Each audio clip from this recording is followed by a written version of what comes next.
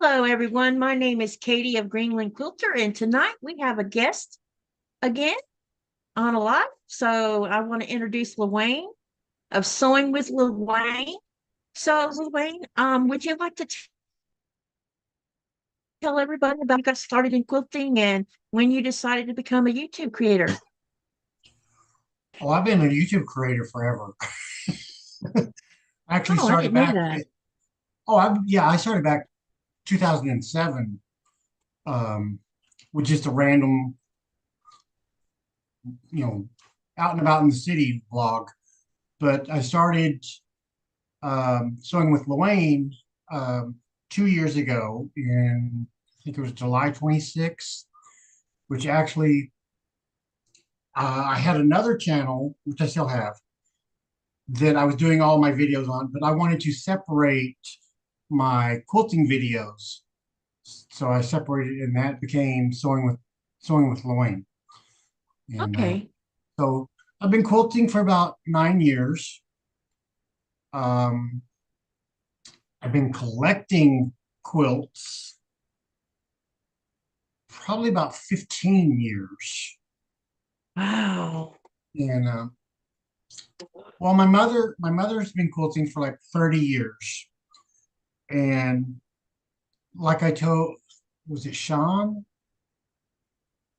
How I got started quilting. I don't know. I don't know if you heard the story.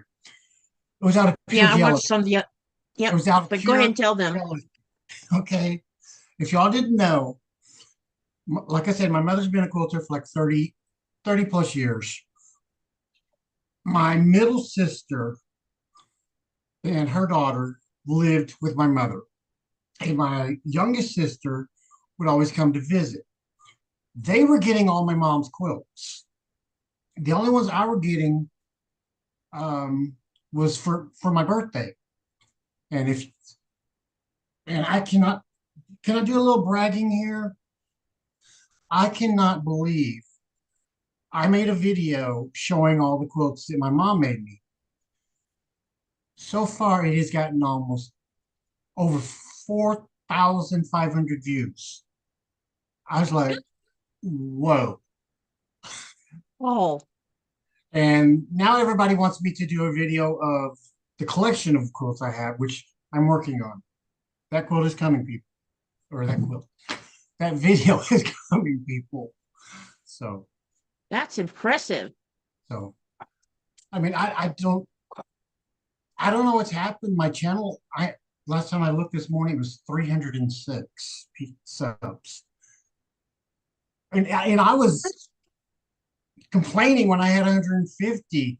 So um, I think what I did a video, um, so easy project. Yeah. Apparently I hit the keywords because everybody started tuning in and subscribing. So thank you everybody that has subscribed. If you're one of my subscribers here, so um, let's see, been quilting for 9 years, channel for 2 years. Um, what else? I'm not used to talking Does your about myself. does your sisters also make quilts? Not that I know of. Oh, so I this probably makes your mom happy knowing you're doing something. the the youngest sister, I don't talk to her. The oldest sister, or not the middle sister, she's cut everybody off. Her and her husband moved back to Florida, and we don't know what's going on with them. And my oldest sister, she doesn't do any media, so I don't know what's going on with her. You would think after the pandemic, most families would try to mend fences so that they could love one another. Yeah. Well, I don't.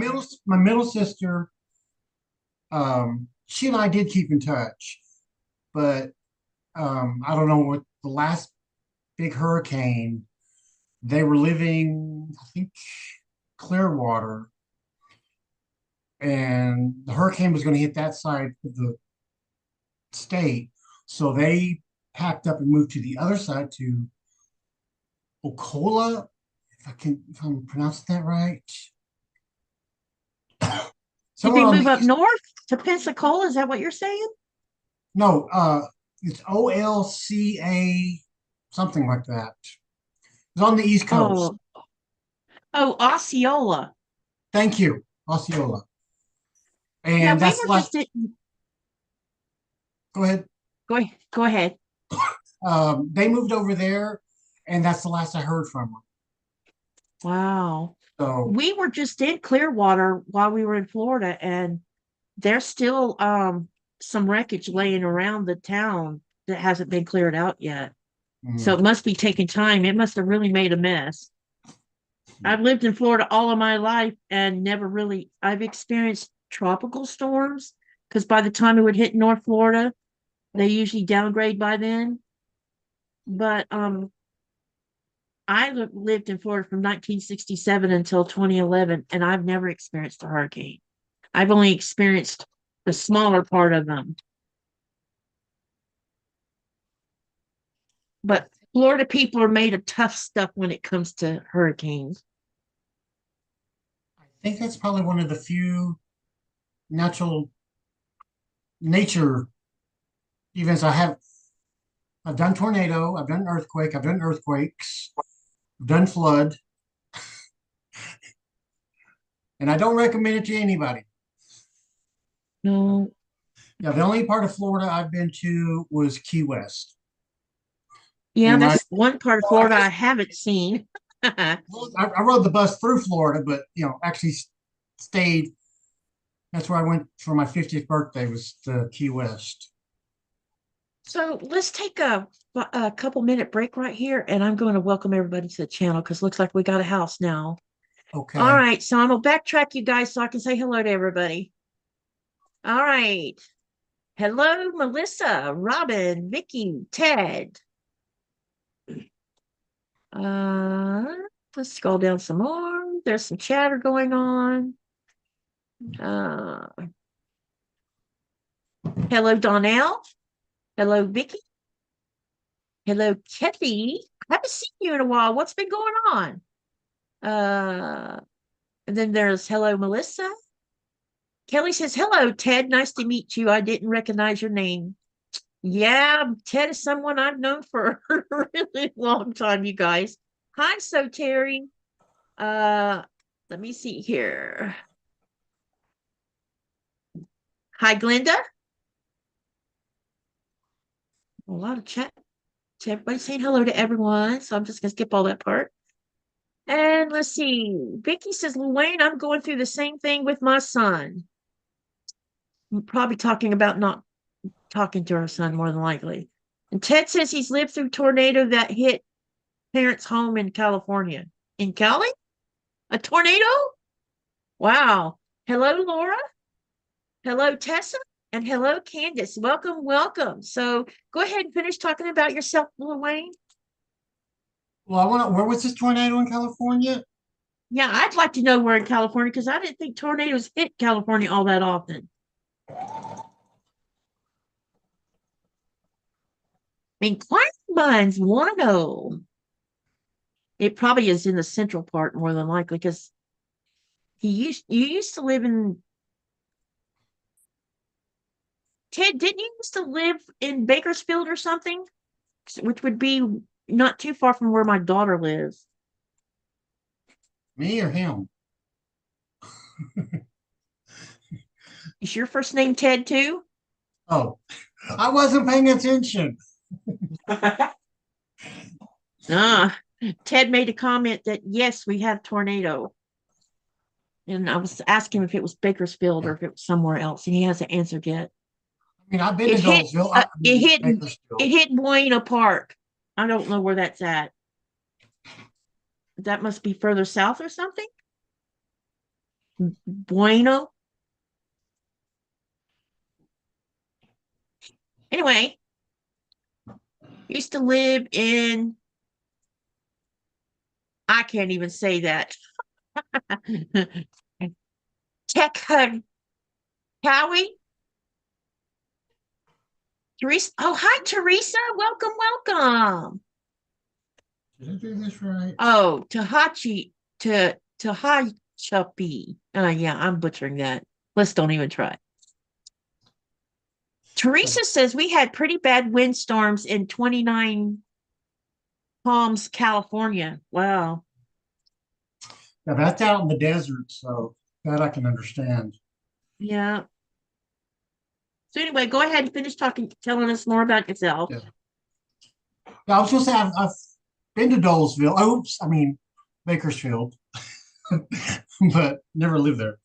Um, Originally, I'm from Dallas, Texas. Good old Texas boy. Um, Trying to cut this here. Youngest of four. I don't know. Okay, so what are you working, what are you going to work on tonight while we're all sewing and Um, chatting? this So can you tell us what it is? this is going to be the center. Wait a minute, let me pin you so people can see what you're doing. Okay, there we go. This is going to be the centerpiece. What I did was I took my mother sent me two jelly rolls of 100 strips each for Christmas. And so I've been slowly making things from them. And so what I did, I took 21 strips and I cut them into 6-inch strips like this. And these were the ends. Apparently, the jelly roll strip was not 42 inches, it was only 39. So I was thinking, Oh, okay. I thought I was going to get 7 strips, 6-inch strips out, but I only got 6. And then what I'm going to do, I've already made a test. I'm going to sew these together, but I'm going to alternate. You have this here, and then I'm going to alternate. This will be, how do I describe it? There's going to be one here, and then there's going to be one here. So it'll be alternated. If that makes sense. Yeah, it does. So that way, because I thought I was going to do it so I could turn it on the side, but it doesn't fit because this one is 3 inches and these are two. So this is 6 inches and then this is 8. So if I turn it on its side, it's not long enough. So I'm gonna have to do them across. So that's what I'm working. Okay. So I'm doing the center piece first, and then I'm going to do the side regular pieces. Something's wrong here.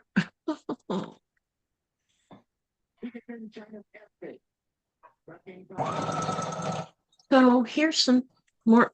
So Vicky says, I used to live in Florida in Lecanto up by Inverness. I am a mountain person at heart, so I moved back to the mountains. Kelly says, I was uploading the dishwasher, but I left that playing so Katie could get the watch time. Thank you, Kelly. Laura, hello, Laura. Laura says, I live in the Appalachian Mountains in tri-state of Ohio, Kentucky, and West Virginia. The first week of April, we had confirmed 17 tornadoes. Wow. By the National Weather Service. Very abnormal for our area. Yeah, that sounds like it. Okay. Donnell says she loves the soft colors of your fabrics. Teresa says, very nice colors. Hi, Vera. Vera says, we get hurricanes in Texas. I have survived several, but lost most of everything in storage facility because the roof blew off. Hi, Vera. Oh, Ted spelled it out. Tehachapi.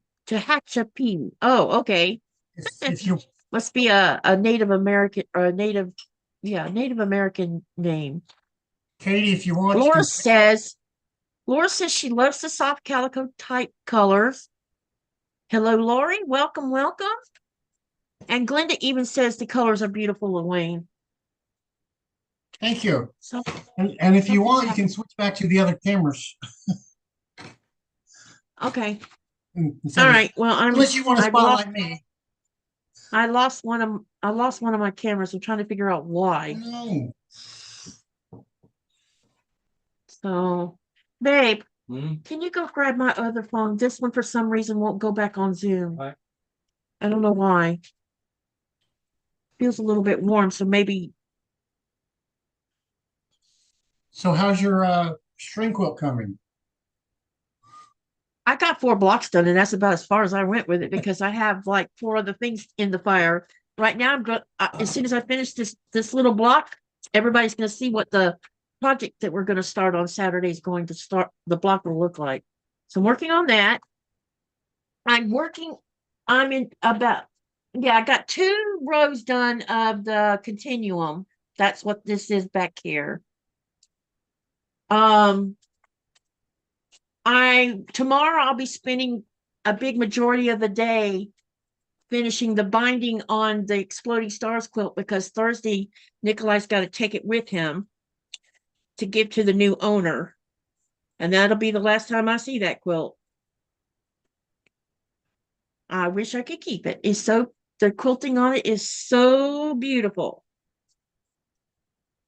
But I have to give it up because it was paid for.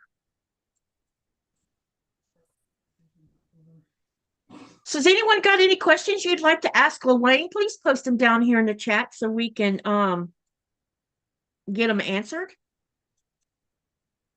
I'm sure there's somebody would like to know more about Lawayne that may not have been covered yet. He will meet. He's probably never even been. Really, honey? Really? That is totally unlikely unless he's been to Alaska or something. Did you catch Ian's um, live that he did with Tiffany and Becca when they were doing the content? You mean when they were sewing it? Well, Becca did one, and then Ian did one, and actually Tiffany finished hers. And I was going to ask if you saw what Tiffany did with hers. I saw most of it, but there was one I think I missed the Sunday live, and that's the one I got to go back and watch because I was in the middle of a Zoom Sunday. So Yeah, 'cause she put it ran friendship the Zoom star. I was doing ran into what they were doing. Yeah. No, actually, that's not true. I thought it was a Zoom I was doing. No, actually, me and my husband got invited to our friend's house for dinner. And we were over there until around 10:30 our time. So we didn't get back till like 11. Oh, That's what took over our time. So that's why I didn't get to watch the live Sunday. And I just lost a triangle. Oh, come on, really? Probably on the floor. Under you. Oh, and it was going. No, what happened to it? where's my roller? It's not up here or on the floor. All right, got to cut another one. But yeah, I'll go back and rewatch them because I know I missed that part. Because I was going to say, Tiffany, she puts friendship stars as the border around hers, and it was so cute. Yeah, I saw that. I didn't get to finish watching the whole thing. That was interesting. Uh-oh. That was an interesting thing to do to the border.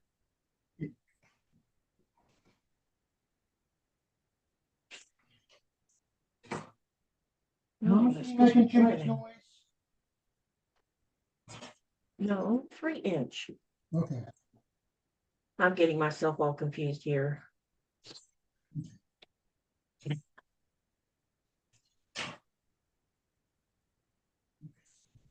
So, did you guys see who is going to come on my live tomorrow night?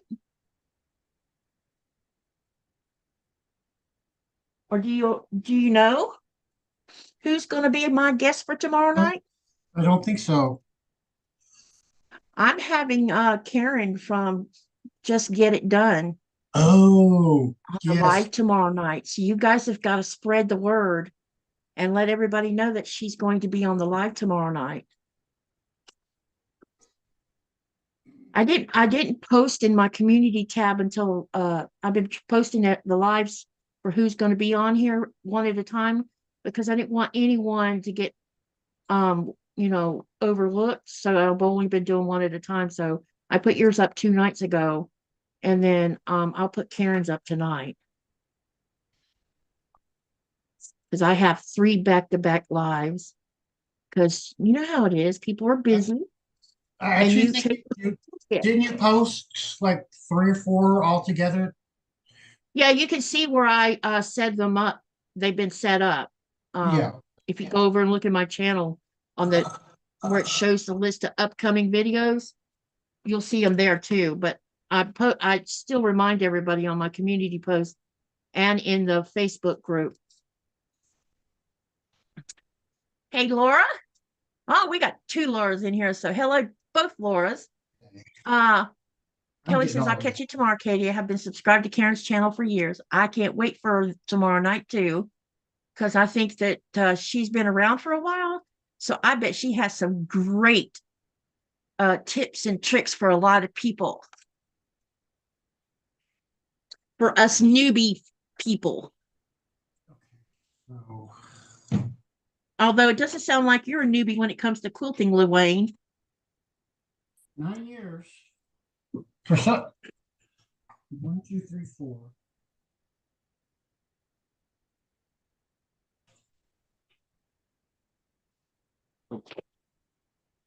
What, baby?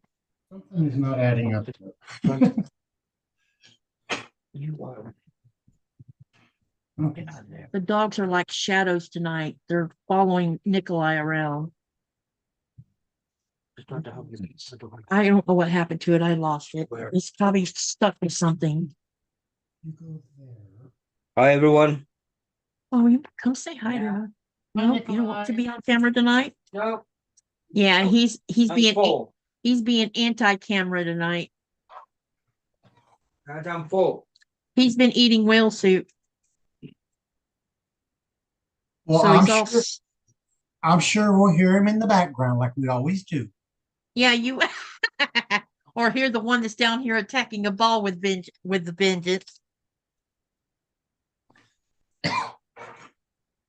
I'm going to show you this little block in a minute, you guys. I got one more side to put on, and then you'll see what it looks like.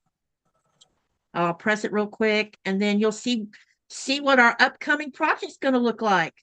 I am so excited about this particular project because it's still pretty simple. Any newbie could pretty much do it, and they might struggle with the triangles a little bit for the block. What is it called? Square and a square.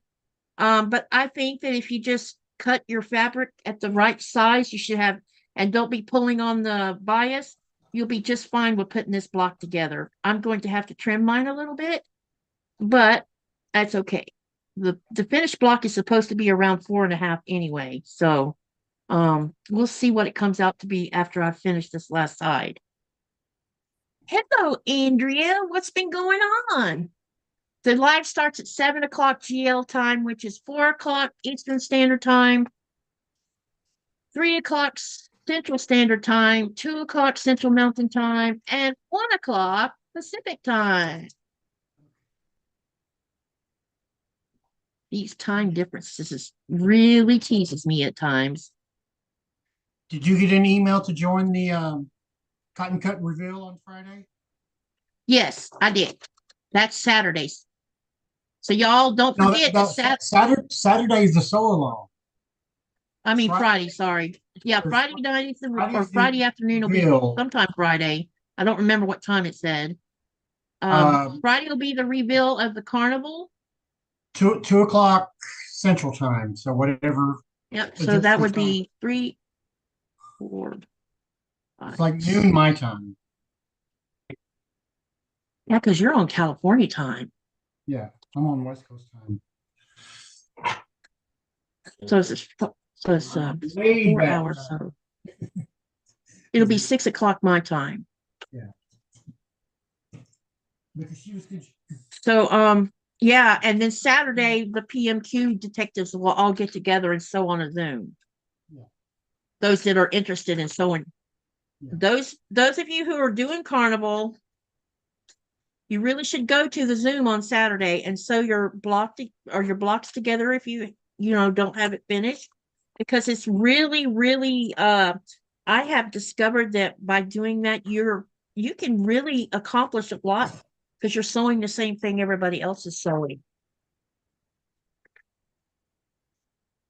Yeah, because I was going to say the email was kind of confusing at the end because she was saying at 2:15, clue 10 would be emailed to everybody. And I'm like, is that just everybody that's in the Zoom link or those that just You got mean the final pattern?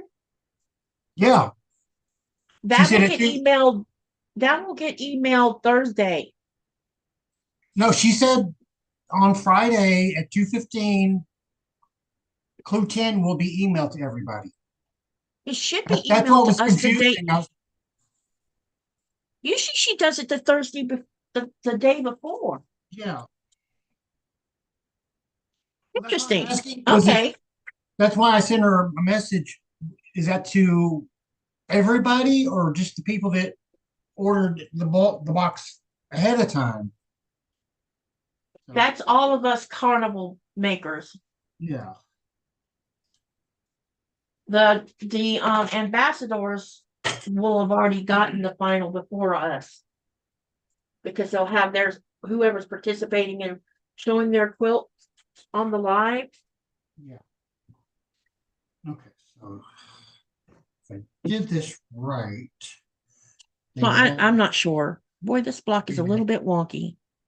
They should be nesting if I did it right.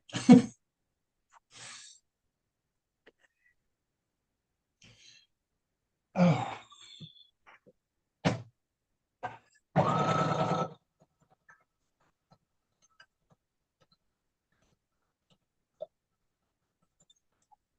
Scoot over, scoot over.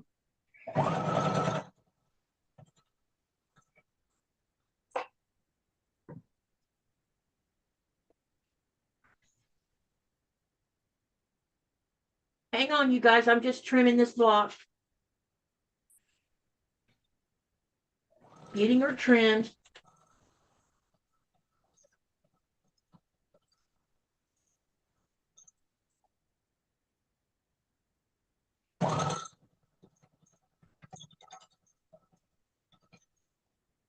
Okay, so now to sew these two together. Go. Let go. Okay. I'm going to pin myself real quick so that everybody can see this cute little block.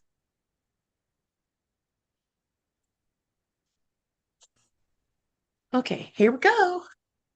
It's a little 4.5-inch block. So that's what your block is going to look like for the sew along that we're going to start on Saturday. Oh, that is cute. So what do y'all think about this? It is adorable.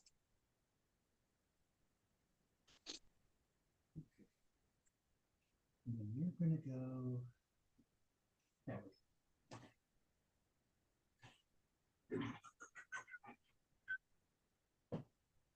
So no questions for me? So far, it doesn't look like it. Oh. Wait.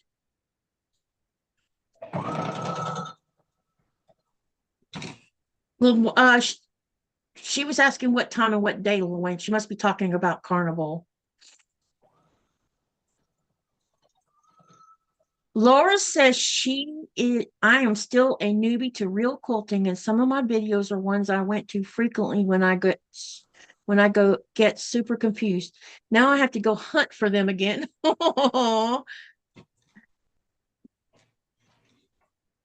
Yep, this block is going to be pretty cool.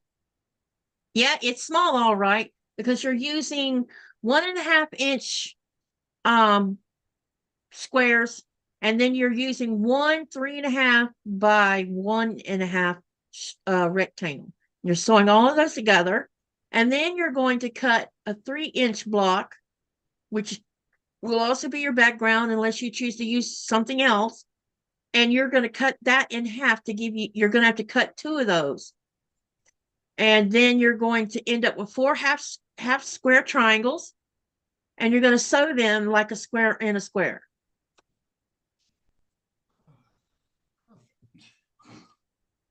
Don't you love when all your seams come together?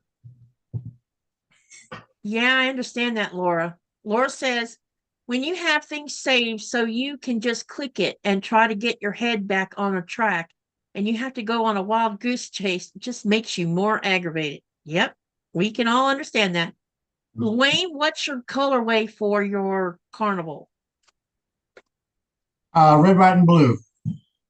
Oh, you're doing the bomb pot like me.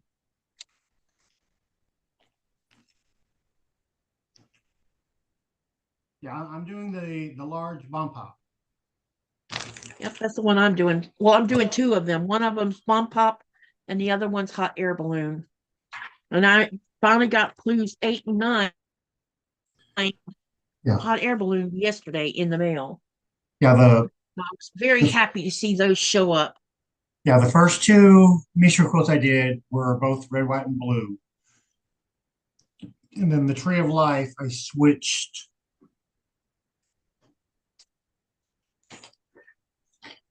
Still got some blues, but Enchanted. Oh, that's cool, Lawayne. and I should have stuck the small. You should have stuck with what? I should have stuck with the small clues because the large, it doesn't fit on my design wall. I've been having to lay it out on my bed. So anyway, Have you been piecing it already? I've been trying to figure it out before the You're reveal. probably gonna, yeah. Everybody always tries to guess it. So here's the center block. Or Oh, that's pretty. Are you going to be put sashing or go. anything around it? Huh? Are you going to put sashing around it, or are you just going to No, do this is gonna be, these are going to go around it. okay? Or at least I'm going to try. I don't know. This is, there's no design. You just, I want to use this jelly roll. You're doing it in your head Yes. as you go along. You know, I've never heard of getting a jelly roll that had 100 strips in it. They got them from Amazon, so I don't know. I've never seen that either. So wow, because I did one, which what do you do with a jelly roll? You make a jelly roll race. So that was the first one. Well, there's all kinds of things you can do. You can cut them all down to 2.5-inch blocks if you want to. Yeah. Well, I'm just saying most people, because the very first quote I did, yeah. my mom. Oh, let me regress for 9 years. When I told my mother that I was going to take up quilting, she sent me, I don't know if you remember those old American tourister suitcases. Mm-hmm. It's like a hard shell. She sent me that filled with everything you would need to start sewing. Fabric, needles. There was a chicken pin cushion, measuring tape, scissors. I mean, this thing, I was like, whoa. So I took one of the jelly rolls and watched a couple of YouTube videos.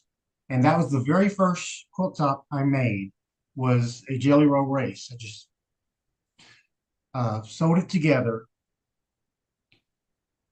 And I had it for about I hadn't finished it yet. And I was showing, I don't remember what we were doing, but we were out on the street corner.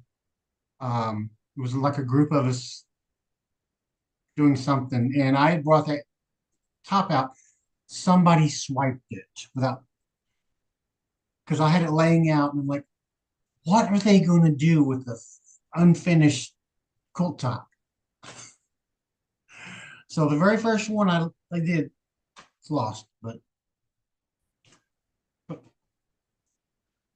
Teresa, I did I miss something sorry, Lawayne, hang on a minute. Teresa, did I miss something you said? Go ahead, Lawayne, sorry. I was just gonna say, I don't know why they would need what they were gonna do with the unfinished quilt top, and I love jelly rolls. I mean, um,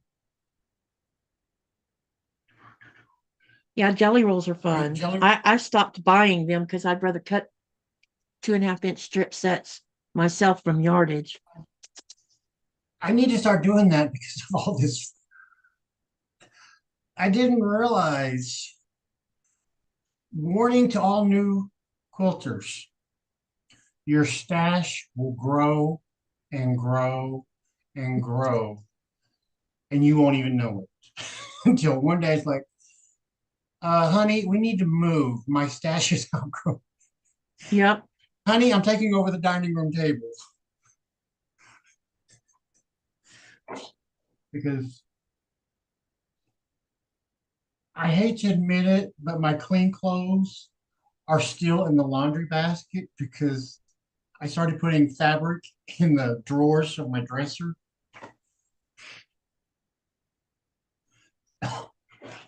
Okay. So now we are going to start these. So one print to one solid. And hopefully I counted these right. Laura has a question. She wants to know if you spray baste your quilts or do you pin? Doing my first sandwich quilt now, and she used pins. So what do you use, Lawayne?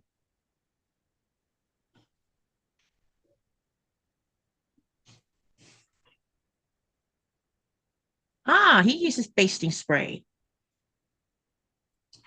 I mean, it depends on the size of the quilt because most of my lap quilts, I can just um, wonder clips. Yeah. I just clip it here and there and then because Lawayne, Teresa wants to know if you do other crafts. I did. I actually was a soap maker for several years, but I have more soap than I will ever be able to use. So I had to stop. That was one of your crafts? Yeah. What did you do with the soap? I gave it away. I kept some of it because it lasts. Unlike store-bought soap, because it's all natural ingredients like shea butter, cocoa butter, um, goat's milk, and then natural fragrances. It lasts a lot longer than the store-bought brand. Wow. I didn't know people even made soap. Ted wants to know, does it take a special finesse to quilt? Anyone? Lawayne, what do you think?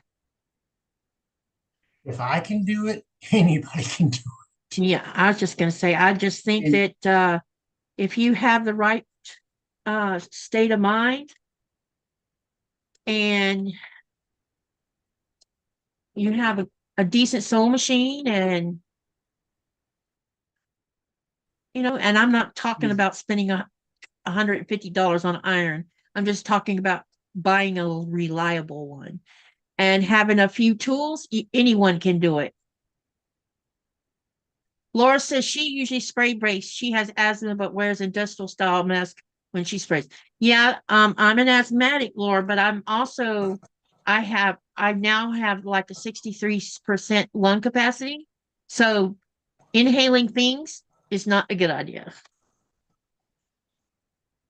because when I started, like I said, I'd never sewed in my life. although I was the student assistant for the sewing class in high school. So I knew some sewing, but I'd never sewed myself. Um, so when I first started, I just looked on YouTube. I found, and of course, who's the queen of quilting? Jenny Dorn. You know, Yeah, everybody. Jenny I think that's one of Jordan Fabrics for everybody's that first. matter. I just started watching her, and I'm like, that I understand, because the way she was doing it, I'm like, okay, that I understand. It makes logic to my brain.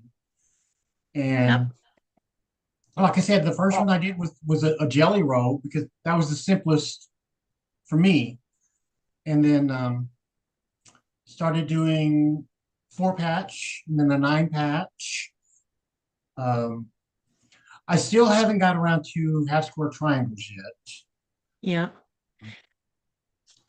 But most, So to I mean, if you look at the quilt top video I made, you'll see most of my tops are very simple. They're right. not they're not detailed. Because I work, as you can see, my living room is my sewing room. So I have a small space to work in. So then I just have a regular brother machine.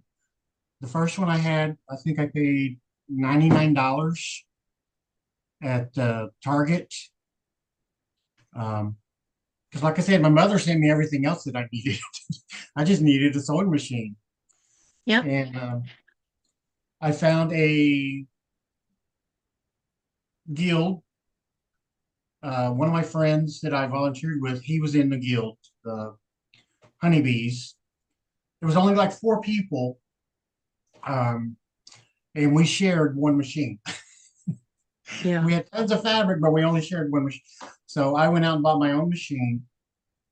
So yeah, um, if you have the time, the patience, um, because this is not something you just do real quick. Um, So I'm going to comment on what you just said in a minute, but I'm going to comment on some stuff in the channel too. Hello, Frank from Florida. Laura says, this is just a jelly roll race throw size, and it's my first. Forget fighting it like crazy, it's like wrestling a boa constrictor. Funny, Laura. Laura said, wait. Laura says, I think quilting and crafting is all about the desire to be creative. And then Robin said, Ted, it's just material. And then Donnell says, if you have the passion to want to learn, then you can learn to sew and quilt. Laura says she has a 3M respirator to wear for the spraying. Okay, so here's my take on what Ted asked. Would I have been making quilts if I was still in the United States? And you're about to be shocked. That probably would be a big no. So you're going to be like, wait, what? And I'll explain why. Because when I was in Florida, I had horses and I'm a master gardener, so I spent a big majority of my time outside, and there's no time by the time you go in, and there would be times where I would garden until it was dark. And then you come in and you shower and you eat, which is usually about 8 or 9 o'clock at night when you're coming in. So then it's just chilling. So I don't know that I would be making quilts unless I lost my horses, or it could have been that I had given up my horses and wanted to pick up a new hobby. I don't know. I can't really say per se that I would be quilting in the United States. But now if we were to move back to the United States, I would probably continue on with quilting. The reason I'm doing quilting now is because I needed an additional outlet. Because I live in the Arctic and my gardening uh is just a small little spot in my house because I can't do it outside. And crocheting just wasn't enough for what I wanted to do, even though I love crocheting. And then when I didn't, I mean, I had 3 of my grandmother's quilts. 2 of them, I don't know what happened to them, but the one I do have makes me sad because it's disintegrating. But I remember how much I loved them, and I had thought about making quilts a couple of times, and then I would get sidetracked because I was trying to earn a college degree, and I was working on two of them at the same time, and trying to take care of teenagers, and taking care of the house and gardening and doing, which was what I loved the most. And it just didn't fit in there at the time. Now I was making dresses for my daughters when they were little, but after a while, once they reached a teenage year, they didn't want me making their dresses. Most don't. If they want to, go pick their own style, because they usually teenagers begin to develop a certain kind of style. So, you let them be them. But here, this has been something I'm really enjoying, and it's hard sometimes because I don't have anyone I can go sew with. And I would love that more than anything in the world, is to be able to go sew in person with other people. But I can't. So here we are, YouTube. And this is how I get to sew with other people along with the Zooming. And that has been such a great thing. And I'm sewing on a domestic machine. I don't have a quilting machine. So anything that happens has to happen on here, unless I'm lucky enough, like I was this last time. It took two quilt tops with me, and they got quilted in Georgia. That was a blessing all by itself. So that's where I would be. That's my take on. I think anyone can do this if they're willing, to put their mind into it and not give up the first obstacle that rolls in on top of them. You just keep, you go forward. You never let anything whip you. A lot of times, when I get frustrated with something, or it doesn't come out the way and I have to take it back out and put it back in there, it still don't come out. Nikolai will tell me, why don't you step away from the machine for a few minutes, or stop tonight because it's late anyway. I get tired, and approach it with a fresh set of eyes tomorrow. And that's what anyone can do. You just have to sit down and decide what you want to put into it. Do you want to just dabble in it? Do you want to make a living at it? Do you want to make a few quilts to give to your family and then stop doing it? That's okay too. It's just whatever you put into it is how you succeed with it. So, and I just feel like anyone can do it. Even young kids can learn how to do it. Oh, yes. And if I might add, Go ahead. Even this is for long-time quilters and new beginners. You don't always have to go to the fabric store for fabric. Look in your closet. Old shirts, old dresses. Mhm. If they're made from cotton, you got fabric. That's Okay? right. I've had people like, oh, what? You cut up a shirt to, I'm like, it's fabric. And Fabric's fabric, no matter where it comes from. and And it don't gives you a be chance to decide if you want to do it or not. and don't be afraid of using a flat sheet for a backing. Yep. So I've been real tempted that the next time I go to the US, I mail home some 1,000 thread count flat sheets, just so I can have a backup in case I can't buy any backing. Because it's just, I know that my grandmother used sheets on the back of her quilts. She also used, you know how I have blankets that have silk. I have a blanket that has silk around it. She had blankets like that, and she would take those blankets and use those as batting. So all three of those quilts that she yeah, made had a blanket in the middle of it, not batting. And the reason that was is because my grandmother was very poor. I mean, they were cotton pickers, and they were raising 13 kids, so you do what you can do to make something that's not only beautiful, but you use it. I'm trying to think of a channel. She actually buys quilts and talks about the history of them, and sometimes she'll take it apart, and she has found another quilt inside the quilt because the 20s and 30s, like they didn't have a lot of fabric back then, No, so they just reused what they had.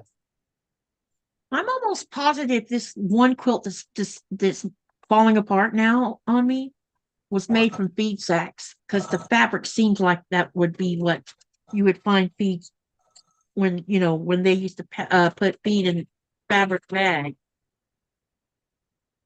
I've seen those, but or I've heard about them. I've never actually seen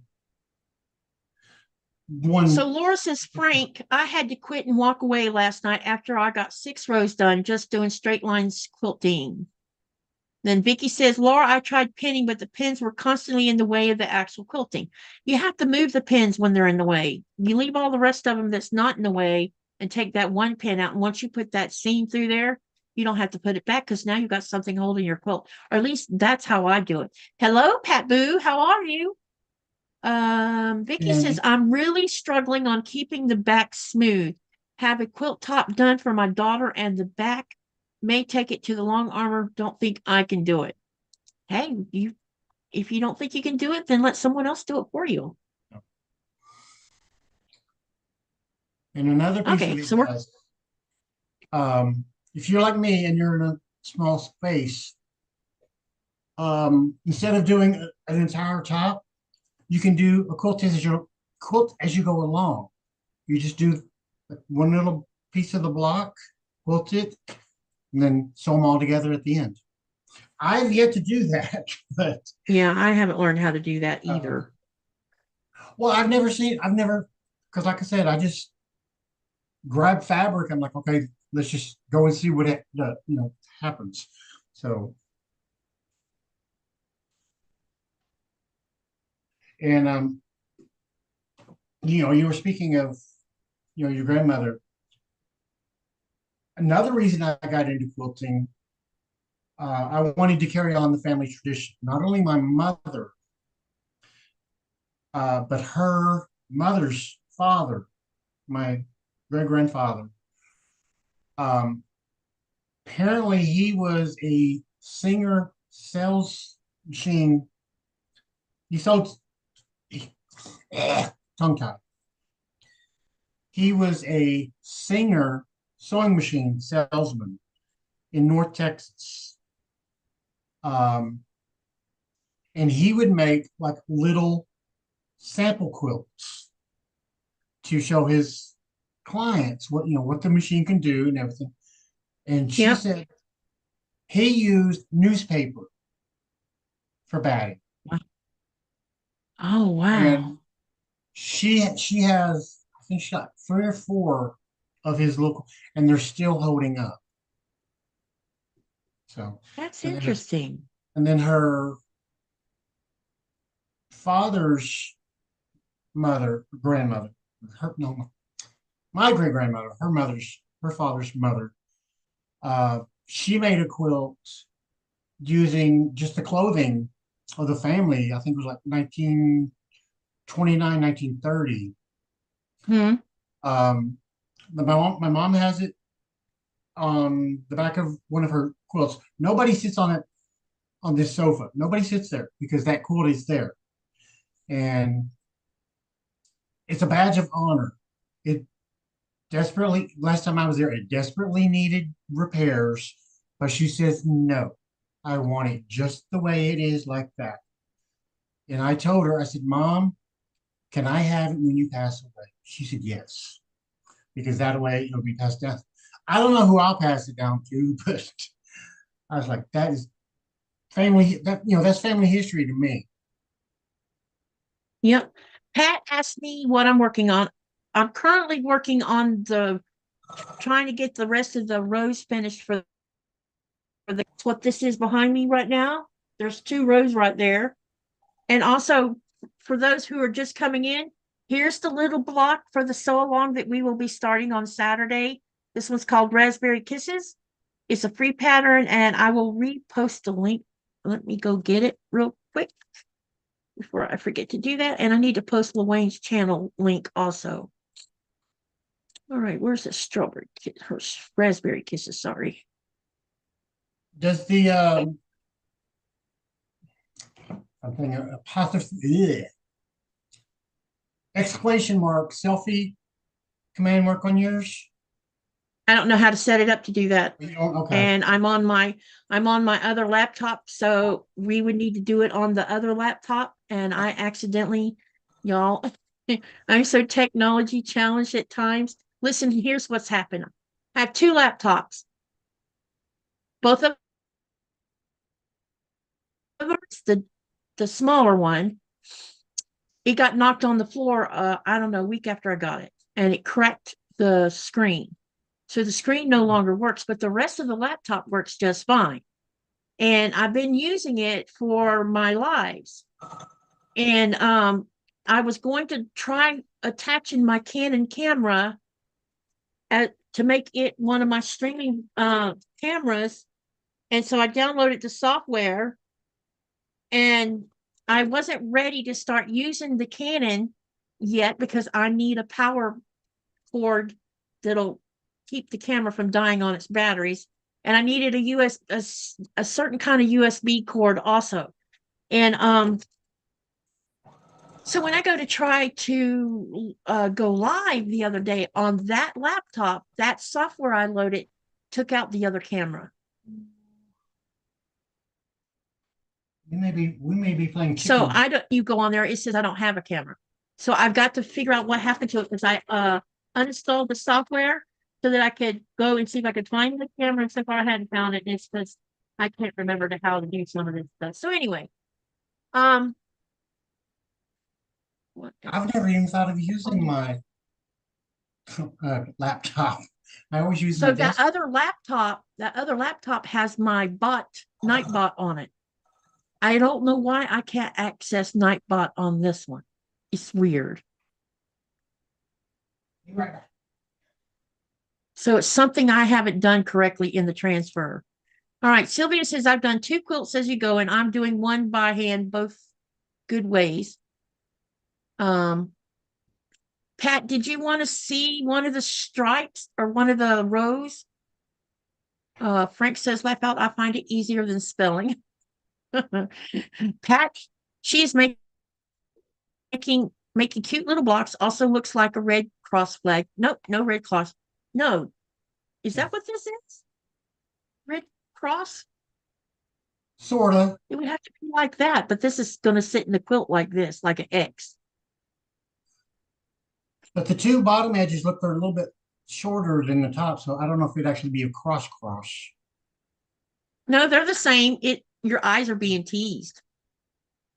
They're the same. Yeah, because I'm way back here. Because when I looked at it, I thought that didn't look, but it is. But when you saw, listen, I don't know if you remember seeing it at QuiltCon. There was a quilt like this in one of the vendors. It was a twin size probably. And when I saw that, I asked the lady, I says, is this a pattern that you created? She says, yes. And I said, wow, that would make such a great sew along with my YouTube followers. Says, well, the pattern's free and you're welcome to use it to do exactly that with it. So this is our next project. Yeah. And in the channel is the link. Go ahead, Lawayne. As you can see, that is. You have a tiny one. So, I mean, it is cracked here. I mean, I've had this thing for like 10 years.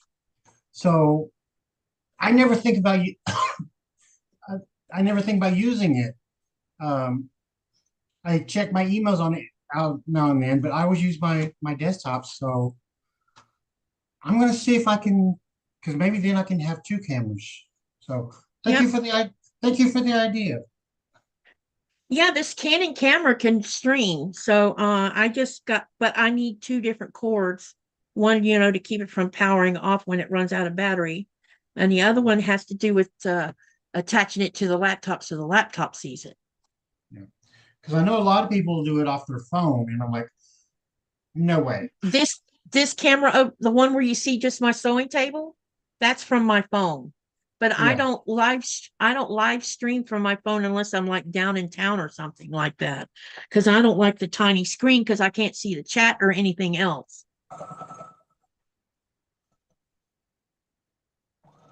But I know a lot of people use their phone for that. Okay, Teresa says, I'm sorry, Laura. where was I supposed to be in? Where was it supposed to be in Saturday? I can't keep up anymore. This quilt I'm making is taking every second of my time, unfortunately. What quilt are you making, Pat?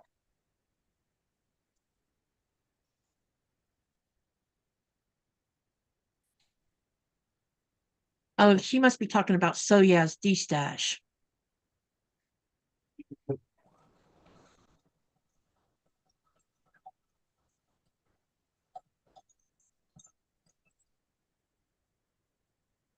Okay, now let's go find Lawayne's channel so I can save the link. So anyway, I gotta try to get that laptop's camera back up so that I can log into the bot.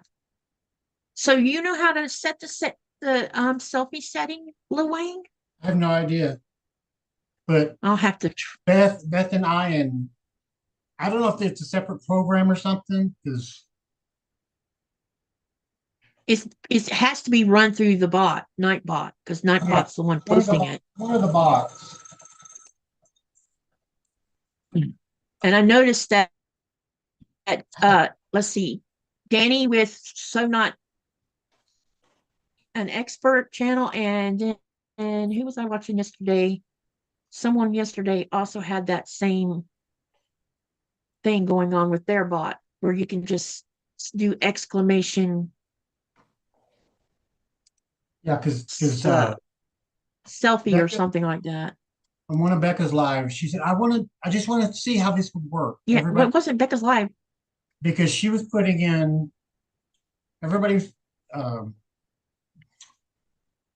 they were doing something and it just had the long code. And she said, well, let's see if exclamation selfie, see if that will, and that worked. Everybody's channel was just popping up, their channel name. I thought, well, that is so much easier. Yeah, it would be, because then anybody can share their channel, and not we wouldn't have to worry about trying to do it ourselves. Okay, here's Lawayne's channel link. If you're not subscribed to his channel, please go over there and show some love and subscribe, help his numbers grow. Hello, Russ. How are you? Russ is going to be one of my guests this upcoming few days as well.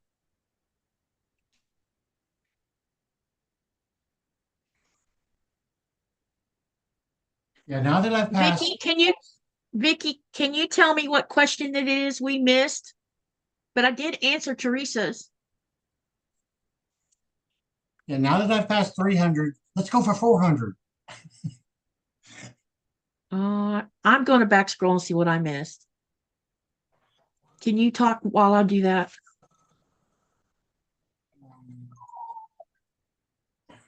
Oh.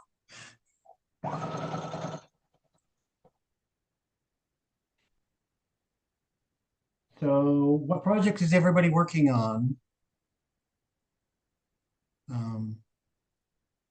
Like I said, if y'all missed it, I'm working on making these and making half of this, and then I'm going to sew two of these, and then these will be reversed, so to speak. So it'll look like there's one here, and then one here, and then one here, and then one on the bottom. Vicky, I didn't mean to come off like I was being wrong about the pens. I wasn't. If that came off sounding like I was being sarcastic, I'm sorry. That was not how I meant it to sound. Yeah, do you? I agree with you. I don't have a choice because I can't spray things. Sylvia says, I copied by hand the Raspberry Kisses block. I'm thinking about it. It's really easy. It took me all of 5 minutes to make the block. Pat, I didn't see you on Saturday night. I'm still waiting on an order from the knife. Not happy. What was told would ship yesterday. Oh, they're talking about, so yeah. Andrea says, depending on what type of laptop you have, you might be able to connect a regular monitor to it. Yeah, that's what I use with that laptop, is using a regular computer monitor. I just accidentally took the camera out and I have to figure out how to get it back. I'm sorry, Laura. Where was I supposed to be in? Oh, okay. I read that. Laura, that's what I was thinking. I actually saw the very end. I watched the replay too. I see why Teresa gave up all the chat. Vicky says, I see why Teresa gave up. The chat goes on fast that Katie and Lawayne missed most of our questions. Can you repeat the questions, please? Well, I can't see the questions anyway.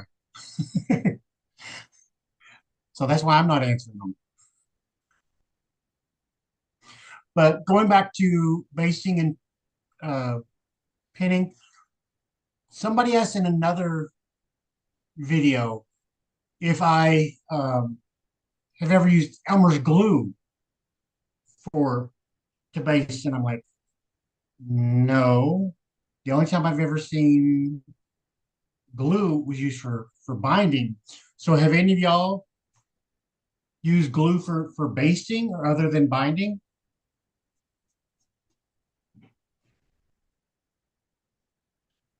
If that makes sense.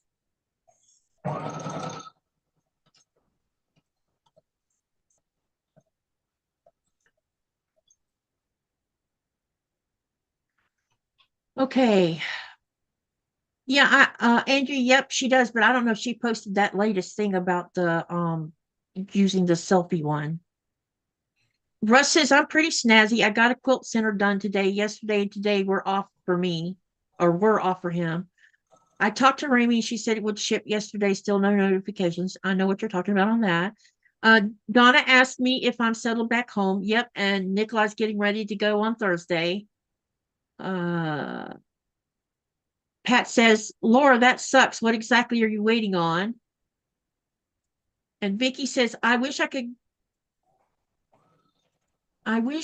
Katie, but at this point it doesn't matter. I'm so sorry. Yeah. Yeah, I need to plan a visit to Las Vegas. That way I could kill two birds with one stone, see my mom and go to Soya. I would like to see their shop in person.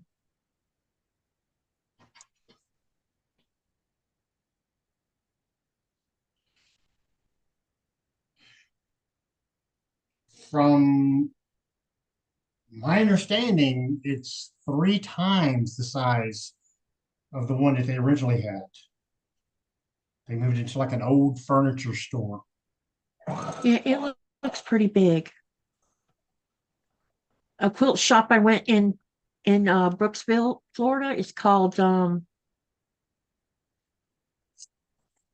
man, I can't think of the name of it at the moment, but I'll think of it at some point.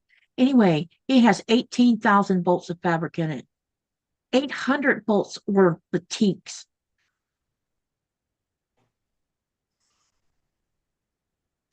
Oh, I'm back scrolling trying to find Vicky's question.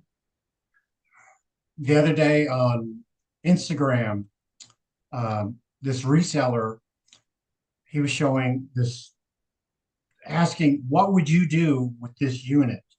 And he opened the door and it was filled with bolts of fabric. And Wow. somebody's like, well, you got about $1,000 worth of fabric there, and several sewers and quilters like, no, you're probably looking at $25,000 to $50,000 worth of fabric. And of course, we're like, well, we're going to use, because he had no idea what to do with all this fabric. Because I was like, well, first of all, I would want to know why I'm buying a unit that I don't know what's in there.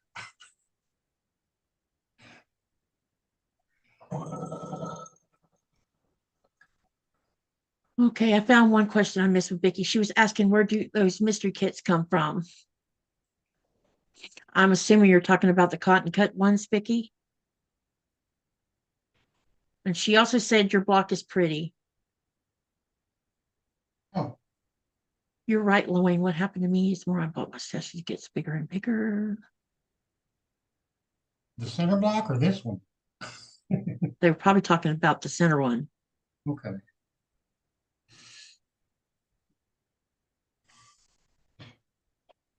Yeah, I got mixed up, so that's not exactly the way I had it laid out.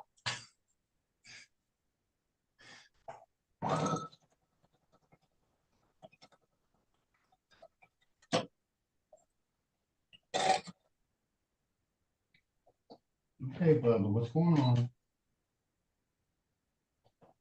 Okay, yeah. The puzzle mysteries are over on Cotton Cuts. I just posted the link for the PMQ.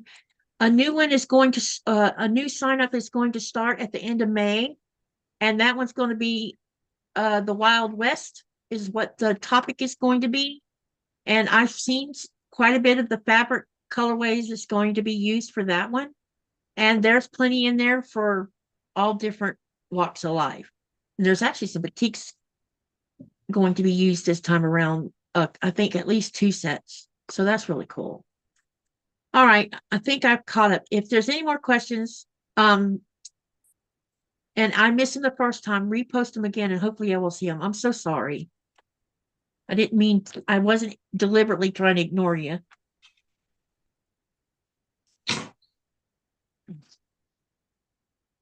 All right. I'm still learning how to multitask. So talk and look at the same time. Okay, so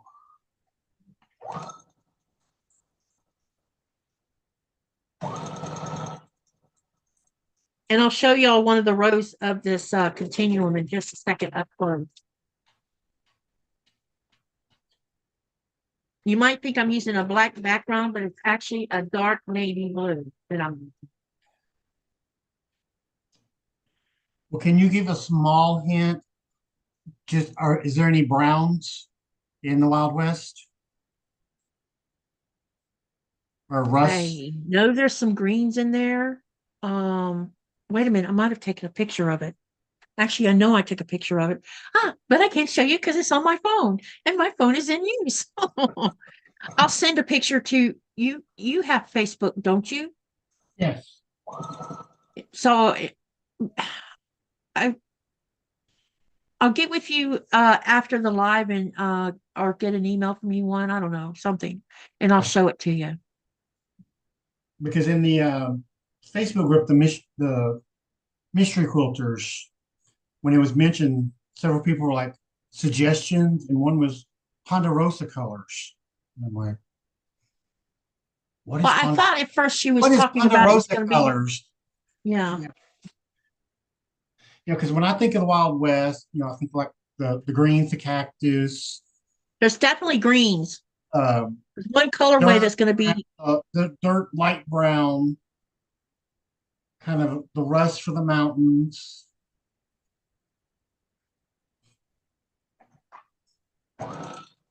I learned how to multitask too when I was a waitress, but running a live is completely different than because you're having to try to keep up with what's being said in the channel while trying to sew at the same time. And I'm still learning how to do that. If it was straight up chat where I didn't have video in play, I could multitask as good as anybody else.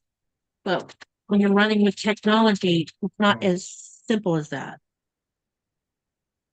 And then with me, Unless you've been running videos and doing multiple things at the same time yourself. I just started doing this style of thing. I've only been doing it a little less than a year, and I'm still learning. yeah, because I don't know if you caught my 2 lives, but I've told them up front, when I'm like this, I'm reading the chat, because without my glasses, it's a blur, because I can't see my sewing machine with my glasses on, so I have to take. I tell them, I said, that's why you don't see me wearing my glasses, because I can't see my sewing machine. If I don't wear my glasses, I might as well not even bother because I can't see anything. See, Everything is a blur. Anything more than 3 feet, I can see it, but it's a little blur. And there's nothing I can do about it.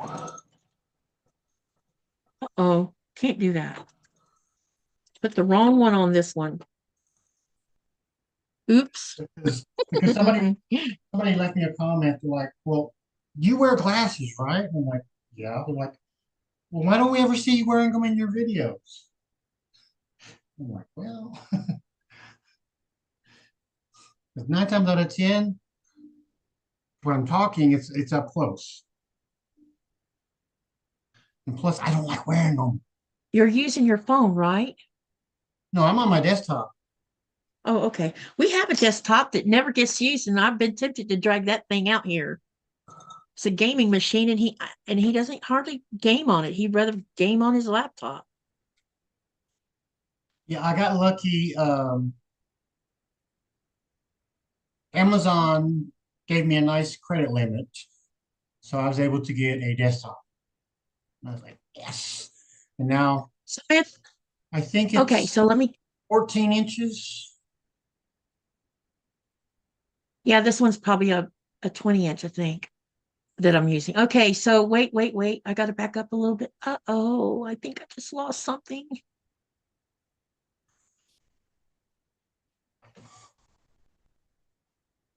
I was about to read something that Vicky posted. No, not Vicky. Where did it go? I hate that you'll try to find comment and you think it's somebody. It goes by so fast sometimes. Let's see. I know she did, Vicky. I'm sorry about that with her.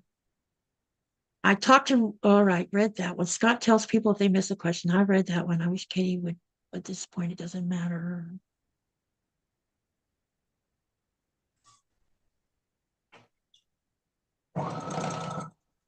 Okay, here it is. Samantha says that I think you also have a delay for seeing them. Let's all be patient. Vicky says also multitasking is just like motherhood and working. I guess that's what that means. I missed Donna's comment. She just closed it. Multitasking is, let's see. Vicky says you're doing great. I can sew, talk, and watch video, but can't do them all at once. You are amazing. Thanks, Frank. Sounds like you need new glasses, Lawayne. Andrew says it is all good, Katie. You're doing an awesome job. When you get back in your sewing room, you will have more room and you will be able to have better setup. It just takes time. You are so right. Being in this cramped spot is part of the problem. Working. Okay, gotcha. Pat says that's why I don't have a channel because I have to concentrate on one thing at a time. You didn't want to read it anyway, Robin. Why not? Was it something bad? Well, if you're commenting, you have a channel. You just may not have any videos. That's right. Well, I notice even on the bigger channels when you're trying to ask a question or get, make a comment to the host, he or she doesn't always see what you say either because there's just too many people in the chat and in the, in the live, and I'm not complaining. Please don't take it that way. But I get where all of y'all are coming from when I miss a question that I didn't see. And it's because I'm trying to do 3 things at once. Donna says, there you go. Make a sign for your sewing area that says, I ran with scissors as a child. Now I'm running with technology. Retype because I had to type. Oh, okay. I get what you're saying. Yeah, it's definitely a learning curve. And when I first did my first live, it was overpowering. Yeah, I've found if I go into a chat and there's a more than 100 people, I don't even try to comment because the comments will just fly by. And then you got these channels, 400 people in there, all commenting at the same time. Yeah, I started out on the internet in IRC, and there was times when a channel would be full of tons of people, 100 or more people, and everybody would be typing things at the same time. And there was times when the screen would just do this. It would just scroll, scroll, scroll, and you'll miss it. And someone will say, you didn't answer my question, or you didn't see what I Yeah. said. And you have to back scroll to go find, and it's just from us, manually typing our conversation.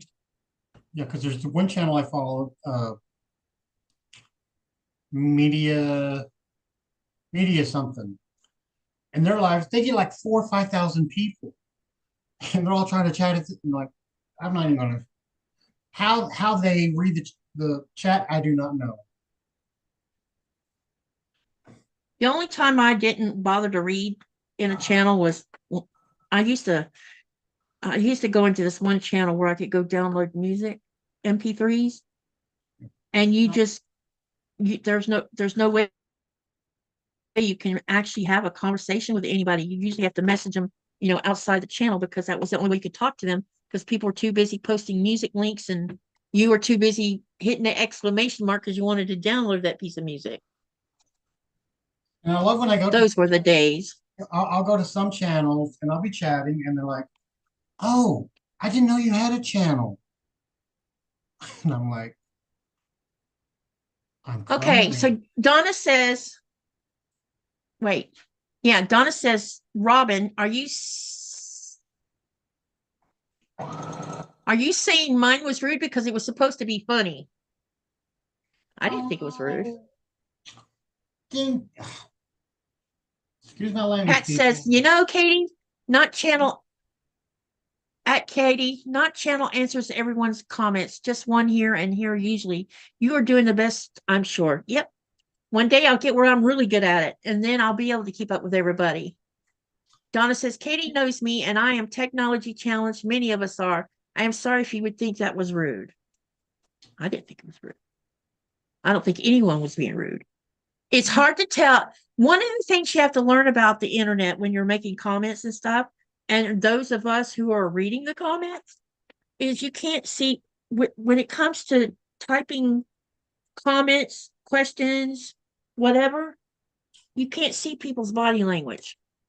So what might have seemed to be rude might not necessarily be rude. I mean, I don't know. I learned that you have to get a thicker skin at times too.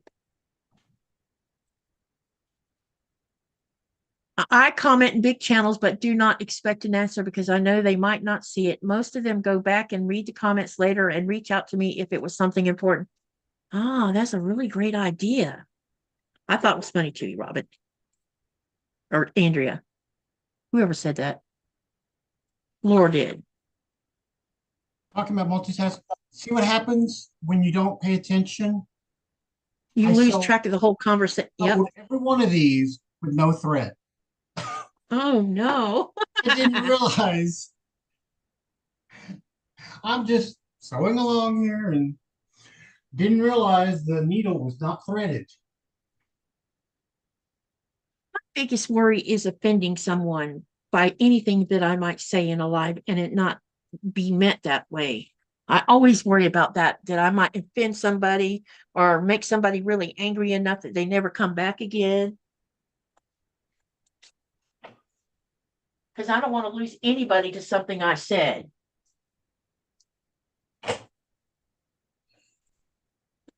No matter who said, no matter who it was. I just don't want to lose anybody because you guys make my world busy. Here's what the row looks like, you guys. Oh, so And there's cute. there's 4 rows or 5, I think. I don't know. Let me look at the pattern. But anyway, that's not black. That is a dark navy blue. And all of it is batiks.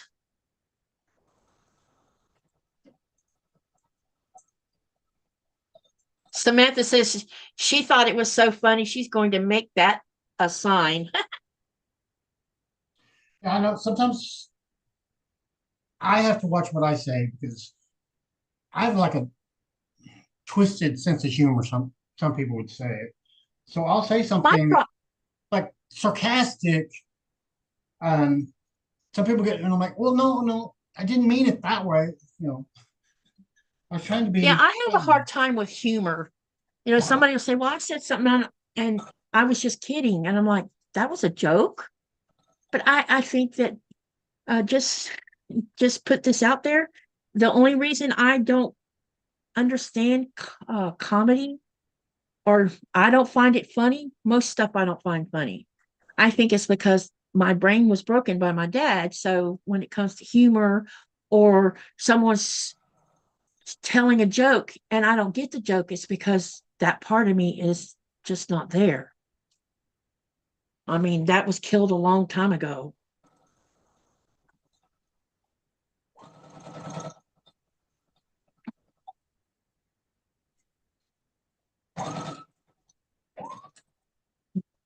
Robin says, I started watching you at 400 people. I've never seen you be offensive in any man.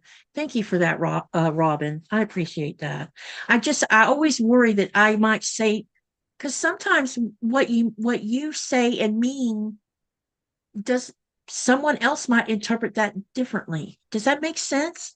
Because sometimes I'll say something to my husband, and since the English is not his native tongue, he'll give me a strange answer. And I'm like, that's not what I asked you. He says, ask a different way. When I ask it a different way, then he's like, oh, that's what you meant. Because European English sometimes, some of the things that are used, some of the words that are used differently than how we use them as in American language. No, don't be sorry, Laura. Nothing to Yeah. be sorry about. I Yeah, just want everybody to enjoy the video or enjoy the live. yeah. Because in the South, we have this saying, bless your heart. I But never thought that meant it could be something taken, sarcastic. oh, yes. It can be taken Because some I different remember way. hearing bless your heart growing up, and I didn't know that that was meant in a negative way. Mhm. Yeah, So Pat, it depends on the way you say it. It's like, well, bless your heart. Or bless your heart. if I'd have known that's what that meant, I would have probably taken Oh, yeah. offense many times to that one. So I've been, I've said it, to somebody in chat, meaning it in the positive way. Yeah. Somebody's like, But oh no, you did. now I No, know you there's a did not negative just say side. it to her. Yeah. I'm Now like, that I know that it can be taken as a negative way, now you're like, well, is this person meaning this in a nice way, or is this person meaning it in a sarcastic way? How do you define because I don't, I just take somebody literally for what they say. Okay, let me go back a bit. Lori says it looks good. Sylvia says beautiful. Ted says pretty. Lawayne, what brother do you have? what was that? I was sewing. What brother sewing machine do you have? Right now I'm working on the XR 9550, but I also have the Project Runway CS little I. Is it 9,000? 6,000. Okay, Andrew says, I am a chatter. My fingers go 90 to nothing, and I comment a lot. I number of characters that YouTube allows. It comes from being a writer and blogging laugh out loud by myself. I understand. Hello from Colorado. Hope you're having a blessed day. Hello, AS Blind Made Production. Oh, it's Alfonso. Hello. Let's see. All right, let me go back down a little bit. Vicky says, oh, Lawayne, that's something happened to me the other day. I noticed I ran out of bobbin thread. Vicky says, that's true. So true, Katy. Our language can mean so many different things. Yes, it can. Hi, Beverly. She says hi to me and you, Lawayne, and everyone. Sylvia says, have you read kids' books? Read kids' book, Amelia Bedelia? I'm like her. No, I've never read that book, actually. Andrea says, when I say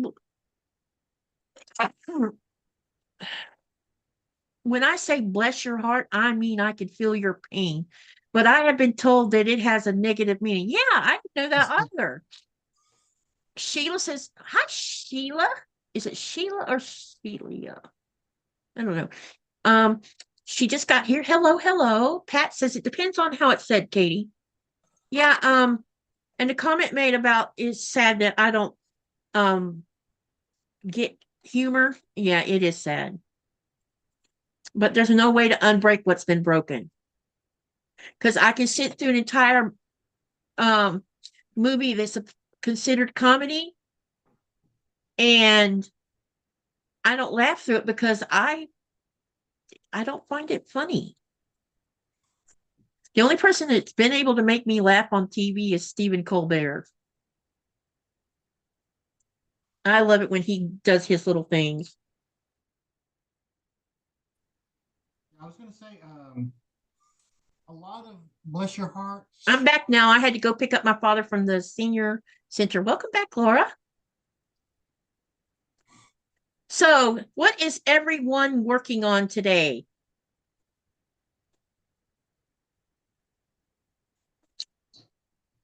Or what have you been doing today? It doesn't necessarily have to be a project. Just share with us what you've been doing today.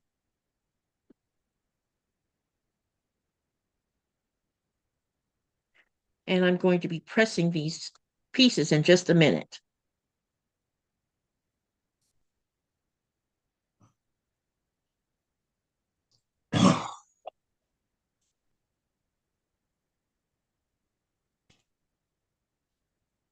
Well, Lawayne, when did you first start this new quilting channel? I believe it was July 26, 2022. Okay. So coming up on 2 year notice, 2 year. Alfonso says he's backing up his computer. And I'm waiting for everyone else to answer.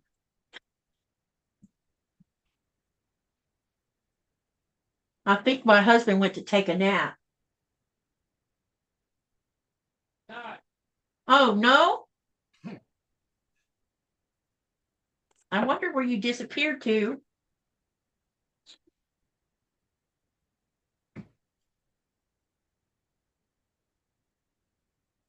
Today is a warmer day here in Greenland.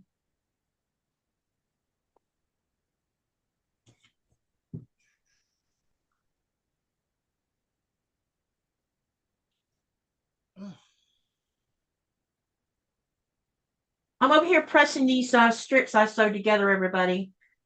So I'll be right back. I need one of those little thread cutter thingy. Like it looks like a star and it sits in the holder. Uh-huh. I need one of those. I'm sitting here uncutting all these chains. Because the white to print side is done. Now I need to start the double prints. Tomorrow I'm going to be spending part of my day binding a quilt, getting it sewn to the front because I've already sewn it to the back. And hopefully I'll get it done before the live starts. Otherwise, I'll need to finish it during the live. Well, there's a question. What? Do y'all prefer sewing the binding from the front or the back? Yeah. What say y'all? Do you like sewing your binding on the front of your quilt first or on the back of your quilt first? Let us know what you like to do. And then I'll go catch up on chat in just a minute. Because believe it or not, in 9 years, I've never binded a quilt. You haven't done binding?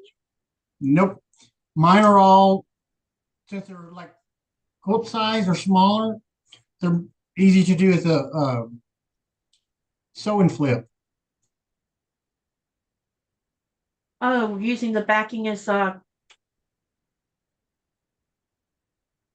Because usually I'll as the add binding. Because usually when I add the border, I make it wide enough so when I flip it, it's also the border on the front. Okay, I'm back scrolling so I can read what everybody's saying. Okay, these are done. I will press them later. Okay, Sheila says I've been running errands all day trying to catch up since I got back from my Millsburg, Ohio sewing retreat. You should tell us how your retreat went. Donna, my day is going good. How's your day going so far? This is Beverly. Vicky says I have started a memory book. Ted says watching, listening to you. I haven't been on all day long. Sylvia says curvy log cabin trying to use scraps. Laura says fighting the boa constrictor quilt thing. Uh-oh. Donna from Dragonfly says, Beverly, so far so good. Andrea says, I am working on trying to get over a headache I've had for a week. Oh my gosh, that's not good. I had big plans to finish my quilt top, but have not even turned on my sewing machine yet. I hope you get to feeling better, sweetie. Pat says, I'm working on finishing piecing a queen from a throw size pattern, making the pattern stars at sea. Oh, that sounds like fun. Beverly says, Donna, that's awesome. Frank says, redoing a cabinet top for an imitation 1591. I don't know what that means. What is an imitation 1591? Laura said, or Pat says, Laura, a boa constrictor quilt thing? She's laughing and crying at the same time. Frank says, found by the road. Frank, that sounds awesome.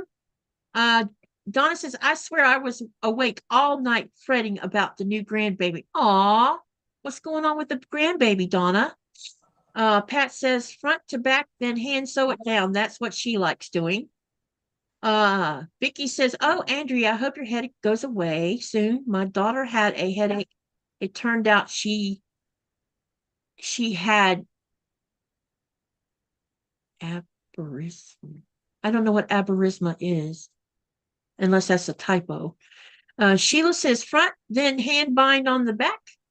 Donna says, I have never bound the back first. Might have to try that. Pat says, binding is too easy to do. Sylvia says, machine sew in front and sew in the back. Beverly says front to back. Pat says, Laura says, Pat, quilting my first sew on my domestic with a skinny throat space. Vicky says, my spelling is just awful today. Sorry, everyone. Andrea says, Vicky, I think mine is high blood pressure. My doc told me to double up on my meds for a while.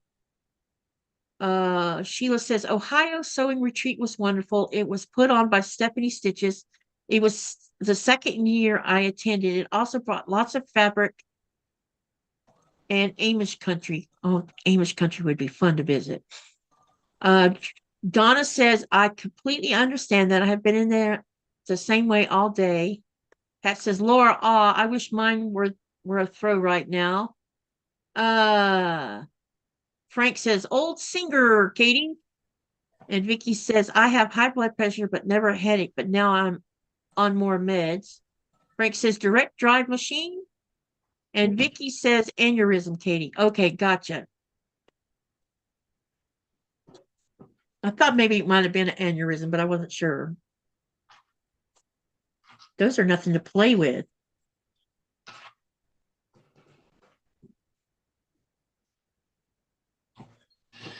Oh, plan ahead. I'm almost out of bobbin. I do not want to play bobbin chicken. Yeah, I was going to ask if you saw Stephanie's live from the retreat. No. Her and sometimes I go watch hers. Because her and Shannon did a video. They were showing the room and where they were, where they were staying and everything. Because apparently they got lucky and had a private elevator. Oh wow. There was one of the quilt shops we hopped to down south.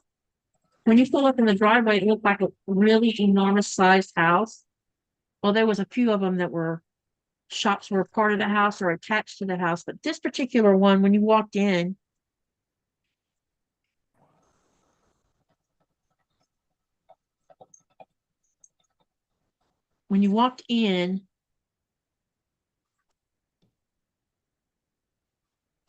she had two big long arms when you first walk in the door, and then she had a table working area, but then she said you can go ahead and look at the rest of the in the rest of the house. Come to find out, she does quilting retreats. She has 3 bedrooms. Each one has their own bathroom, and she cooks 3 meals a day when she's hosting the retreats. And the house is enormous. It has a pool out the back door, and there's this beautiful view of the lake. I mean, it was truly amazing. So, sewing retreat B&B? Huh? The Sewing Retreat B&B? I don't know if she's calling it a B and B. She's just calling it a retreat house. But she can only take 6 people, 2 to a room. Yeah, I've seen a lot But of videos. the house is enormous. Yeah, I've seen a lot of videos of people doing the shop hops, and they've converted the old houses, old barns.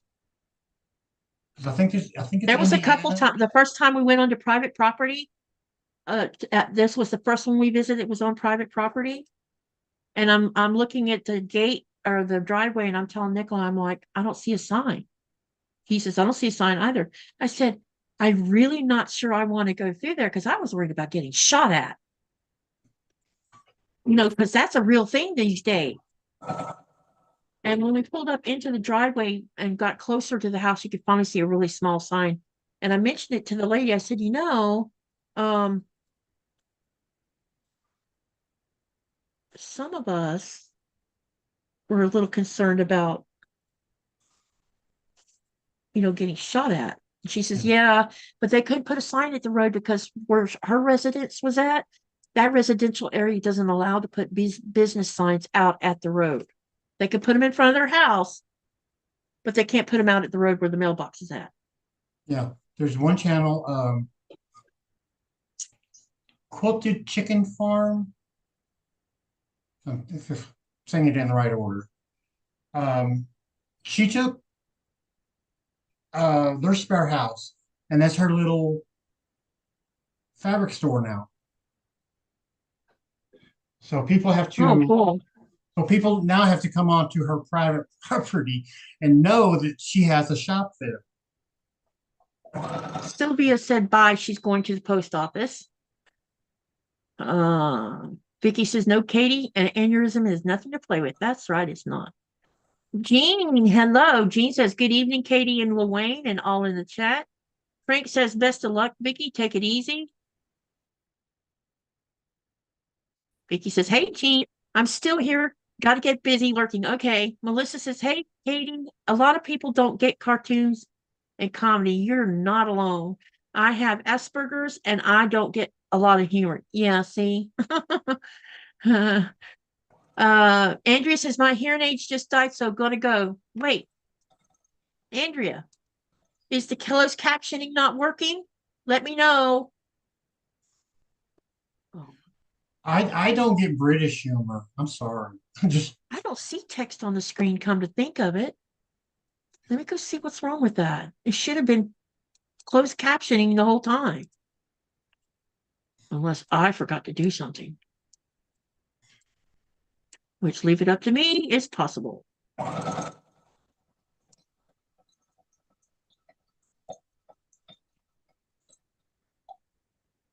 Oh,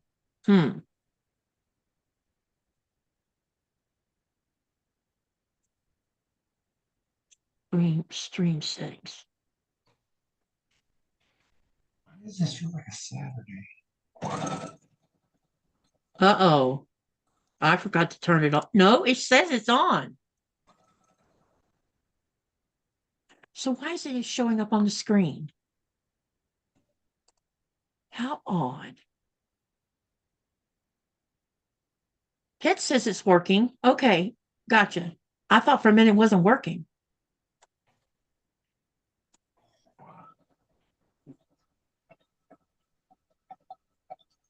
Vicky says, Frank, Andrea was saying she has been having a long, drawn out headache, and I told her about my daughter. She has an aneurysm, which she died from. Yeah, I would go get it checked in if you had a headache going on for a while. Go lay down in a dark room. That usually helps. I used to have to get injections for my migraines because they would be so bad. But now I only have oral migraines, which doesn't hurt. It's just very disorienting to me. It's freaky, in fact. When you have this kaleidoscope of colors swirling around in your eyeballs and you can't see nothing but that.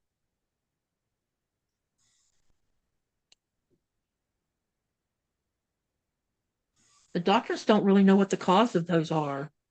Said that it wasn't my eyes causing them, so it could be something coming from my brain.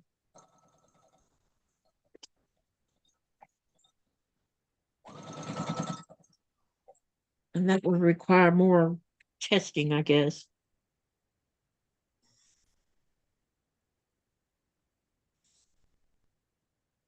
Myra, how are you?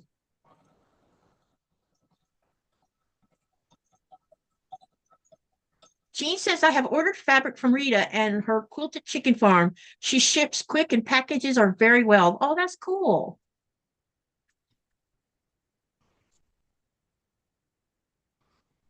Who said that? Jean did. Jean kept in stitches. Jean, did you see her unboxing of her chickens from Timu?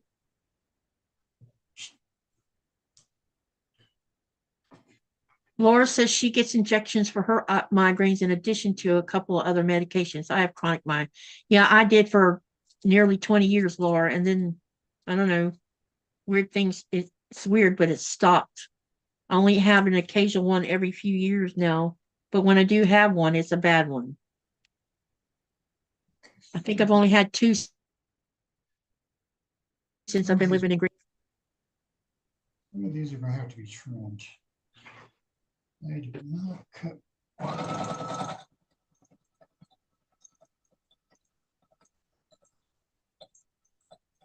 Oh, I'm getting me some new rulers. I saw a video on Always in Stitches channel for making a log cabin. Oh, cool. Unlike the regular ruler, it shows you the different measurements for your blocks, like A, B, C, D, and E. So you just cut your long strip, and then you just turn it, and it'll show you where to cut for your. And I'm like, oh, I need that. I want that. It'll make it a lot easier. Yep. So when I get them, I'm gonna make a video to share it with everybody. I'm like, that's so cool. Jean says no, she did not, Lawayne. Oh, Meaning she didn't see the video.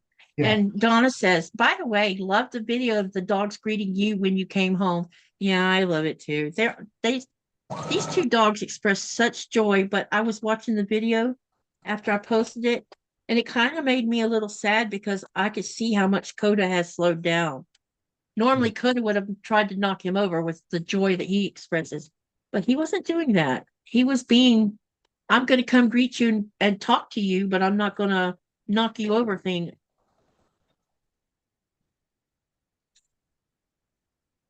Did you see Vicky says the last migraine I had was just before I divorced my first husband. I guess I am very lucky. Yep. Maybe your husband was the reason you were having the headaches. Did the headache go away after that? So I could tell you that sometimes the brain is a funny thing.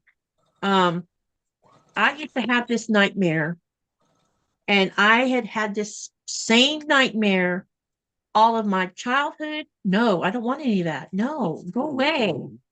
But I had that same nightmare all the way through my young childhood, teenage years, adult years. And nobody take offense to this because I'm pretty sure this was the cause. When my dad finally passed away, that bad dream, that same repeated bad dream stopped. So you tell me. Sometimes your brain does things because of hurt that's been done to it. yeah, I was going to ask you, did you see Ian's infomercial for his postcard? Ian's? Ian, whichever one you want to call him. You're talking about Off Kilter Crafter? Yeah. No, was that posted today? No, it was posted probably about a week ago, but he made like a little infomercial. It sounded like a commercial if it's the one I'm thinking of. Ruler. Yeah, yep, that's the one. Yep, it sounded like a commercial. I'm like, wow. I was like, Okay. Because I asked him, I said, well, why aren't there any operators standing by? Yeah, that's a good question. Operators, where are you? And he didn't do the wait, and there's more. But it's great that he's collaborating with Fallon, and that's helping their little company, and that's helping him.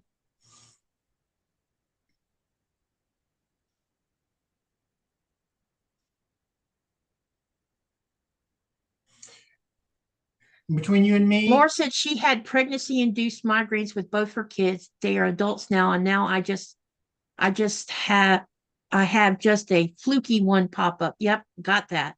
yeah. He was Katie. And then Donna says hip dysplasia. My one dog had it and they go slow at times because of, yeah, I think it's starting to show up with him. Vicky says, Katie, he was very abusive. Yes, he was. Laura says, Katie, that is not a bad thing. You are right. It's not. Because when that dream stopped, I was like, wow, for the first time in my whole life, I don't have that dream. Because I would wake up just as whoever it was that was after me would almost get to me, I would wake up. I would never see whose face it was, but I realized when I stopped having the dreams, it must have been his face. Mm. Dad was a very evil man. And I don't know if you guessed where he's moving, but I said Maryland. Just from the You say clue. what? Maryland. Maryland? Maryland. Maryland. Maryland? Maryland. Maryland. Yeah, okay. Are you talking about the state of Maryland? Yes. So I have a funny question to ask all you guys. When you hear somebody say Massachusetts, it sounds like they're using a T, but they're not.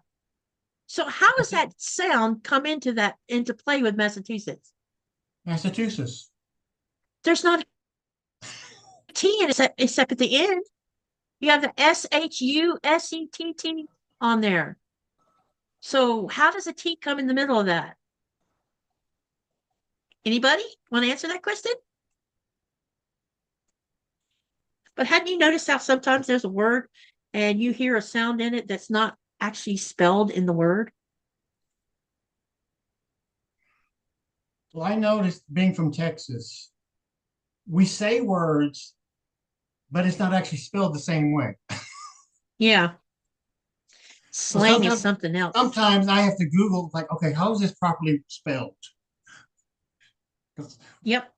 I don't spell the way I speak.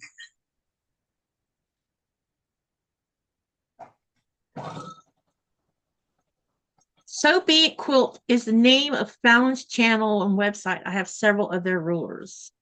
I wish she would come for a visit because there's something I want to tell her about. So I tell you what, all of y'all that watched Fallon's channel, maybe you can pass this along. Tell Fallon, because I sent her an email and I've also messaged her. Tell her I have a story to tell her that concerns those rulers and one of the shops that we hopped to, because I left her information with them that has to do with that ruler, because they have rulers pre So Be It rulers. So that means that they bought the rulers from the original company that Fallon and them now own. And she said she would like to get more of those rulers. However, the company went out of business, and I told her, no, wait, no, they didn't. They were bought out by somebody, and now I know who owns it, and I left the information with her, so I don't know if she'll contact Fallon or not about getting them, but they use them for cutting fabric in their business. She has two of them. Cool. Yeah, because Well, Fallon, she bought it before Fallon and them became the owners of it. So she didn't know that someone else had bought the patent and everything and was making them for herself. But y'all spread the word to Fallon about that. Maybe she'll see it when somebody tells her, because I've tried to message her and it hasn't been answered. from what I've heard, international buyers are going to be getting lucky here soon. Why? I'm gonna let it's Fallon's announcement. I'm just she just let Yeah, it because slip. I She don't let buy it any of the slip, rulers. but I'm not gonna. It's her. Okay. Okay. Okay. Let me see here. Vicky says, Katie, I already read that part. Let's see. Jean says, and I read that one. Uh, Donna Vicky, says accent. Denise says, never heard it pronounced with a T in the middle. It sounds like a T to me in the middle. And Laura says, I didn't say it with a T in the middle, and I'm from Kentucky. Yeah.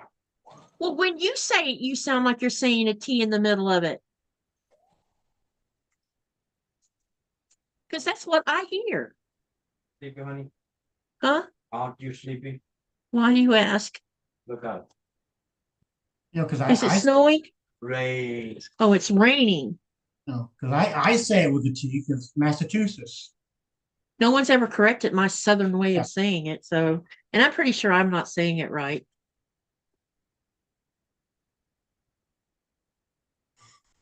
Frank says, I'm from Pennsylvania and no T.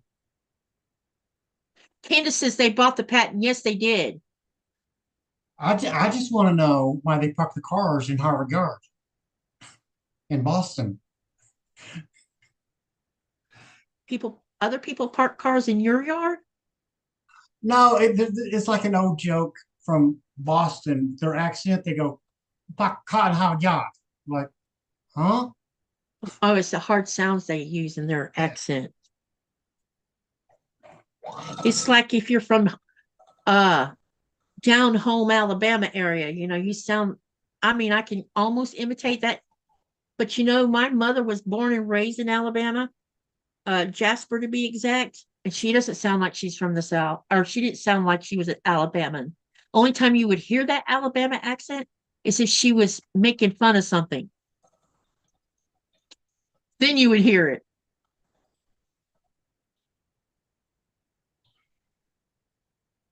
I mean, that's like Texas. Like I said, I'm from Dallas, so we have so much of a mix. You don't really hear an accent, Yeah, I was but just going to say, you don't sound like you're from Texas to me. you go to the small towns. Oh Lord, some of that. Yeah, I call it, And you have like if, regional. You have the regional access even in yeah, Texas. you do. It's like if you're in Lake City and you run into somebody and they're talking to you and they have this really heavy Southern accent, they're from McClenny, because only McClenny people from McClenny and from what's that other town? There's another town, smaller than McClenny, and they all have that really heavy Southern accent going on.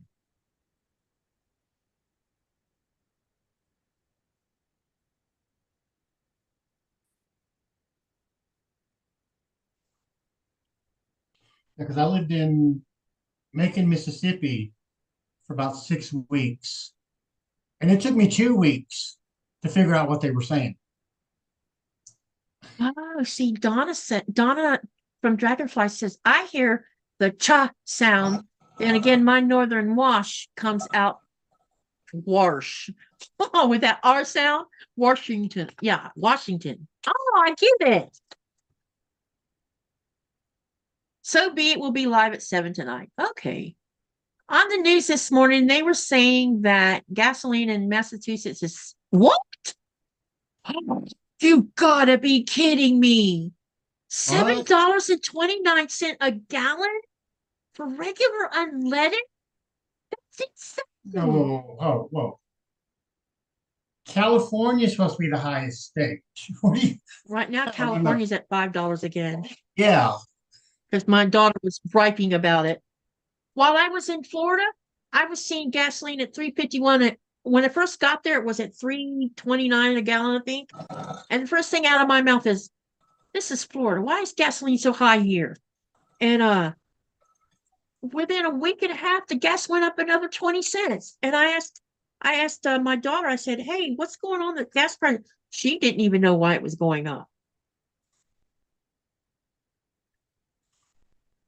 Sometimes I think they jack the prices up when you're about to have spring break or um Oh, yeah. it's summertime and people are vacationing. Let's jack the prices up so we can make billions off of the backs of all these people who are spending money to travel. I mean, you know, Hey.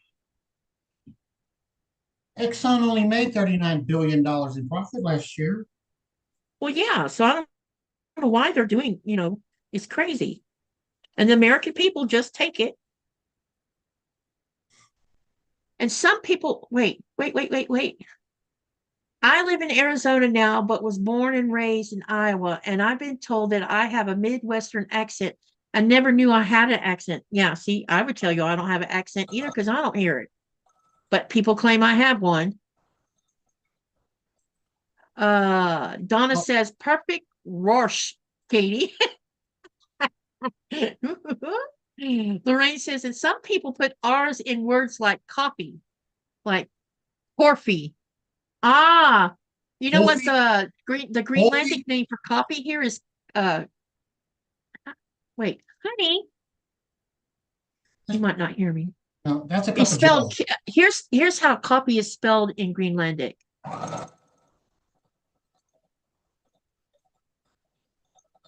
And if you're going to someone's house to have coffee and tea, it's called coffee mix. Look how close it looks like cave.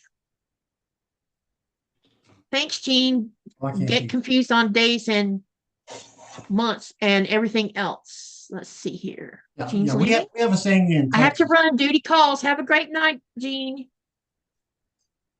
We have a saying in Texas. We don't have an accent. It's the rest of the country.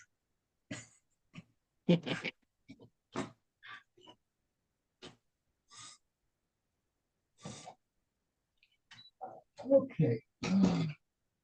Those are sewn together. Yay. Pieces Love and Quilting says she is from Kansas and she doesn't have an accent. No.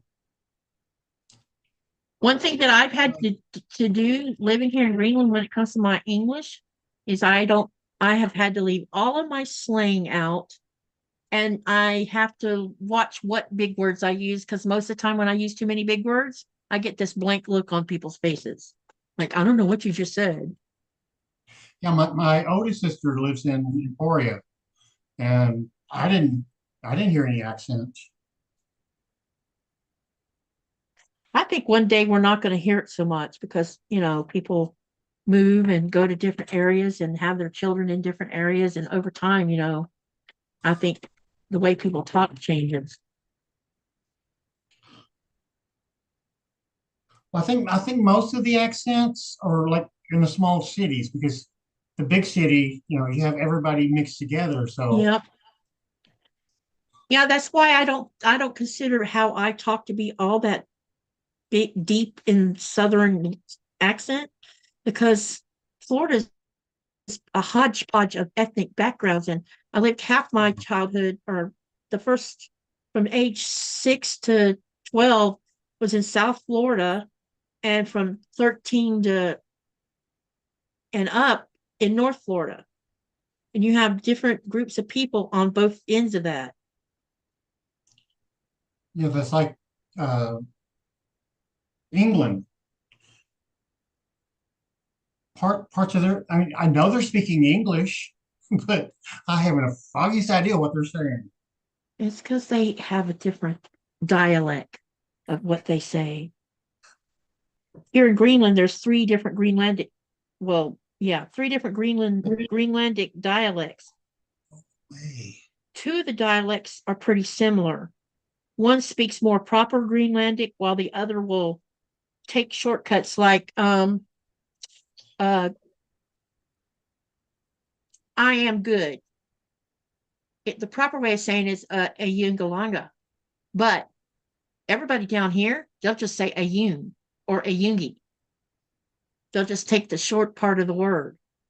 But that Ayun part, the AJUNN, there's 720 variations of Greenlandic words with that little part on the word. And I'm pretty sure not every Greenlander knows all 720 variations of it. Oh, excuse me. The Okay. longest word in Greenlandic has 73 characters in it.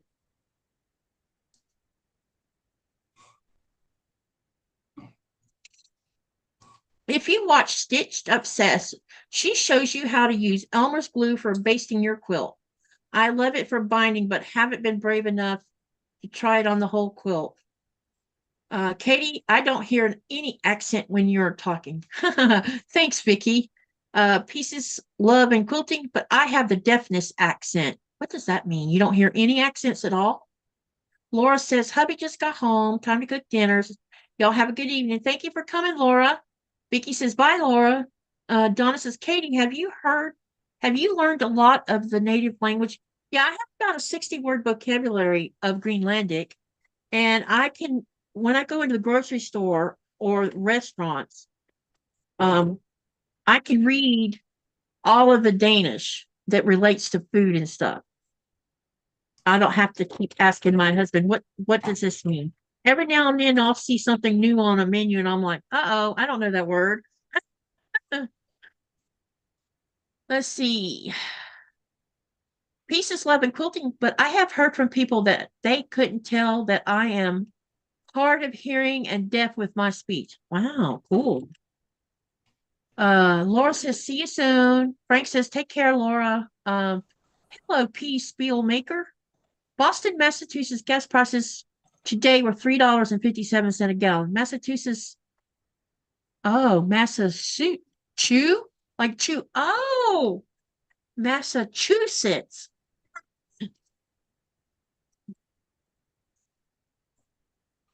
Like you're chewing. That is a great way to explain that one. Thank you for that.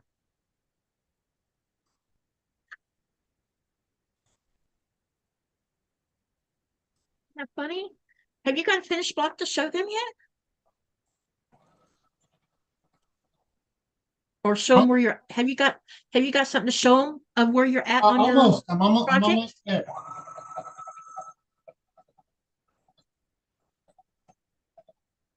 One more block and I'll show y'all what I'm going to be doing.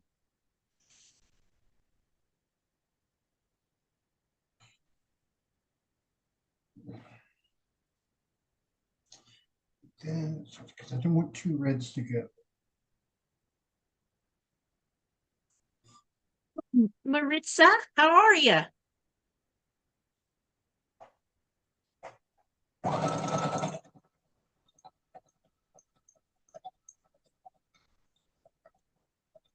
The language here is word like I love you is asavaket. And let me type that so you can see the word. A-S-A-B. This is how you spell I love you in Greenlandic. You notice it has asavaget, but now if I said I miss you, M-A-Q-A.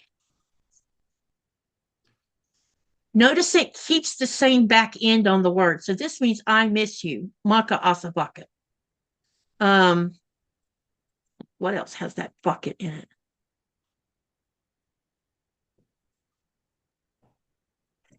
Okay, pieces, love, and quilting. Can you answer it when you have a chance? Or did you already answer it? Okay, let me see what else I can show you. So that means I love you, and then it means I miss you. This means honey. This means husband. So asa means honey. Uik means husband. Newly ara means wife. Qaqortoq,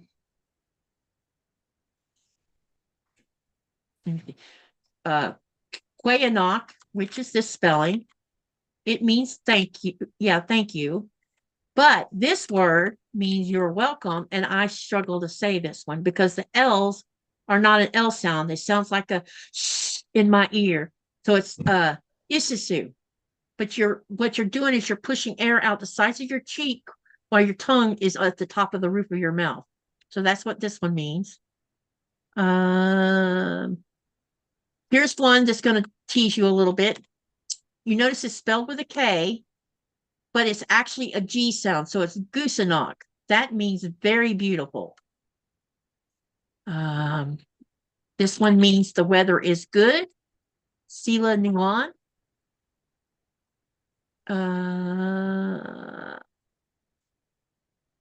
Good can mean nuance. The word good can be several words like nuance. It could Yunga. So this can mean I am good. And this can also mean I am good.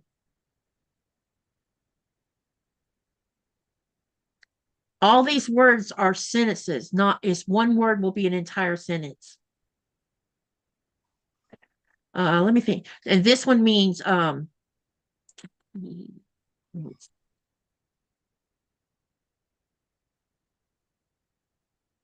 this one means hugs and kisses to you. So it's Iki Lutit, A par pocket.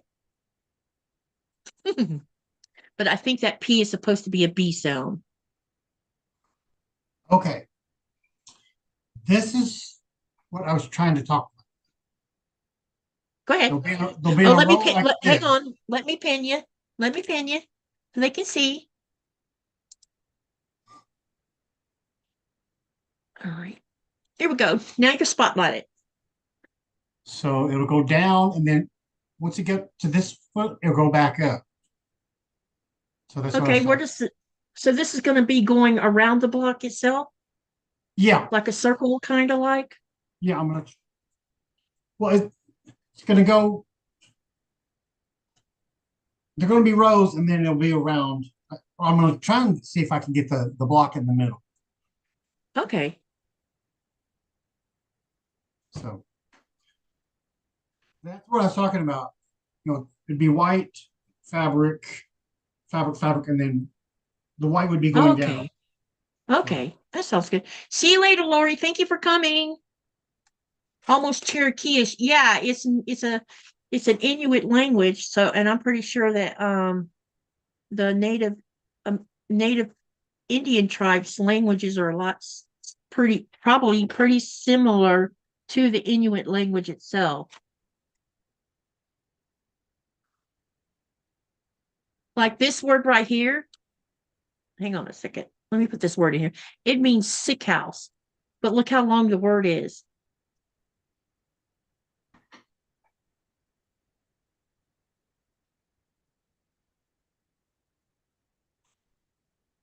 So it's the sick house, meaning hospital, Napasamavik.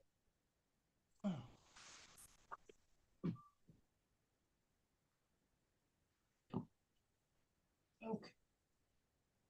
So I need to press those. I need to press those. Then that'll sew together, which will be forever hours. Oh.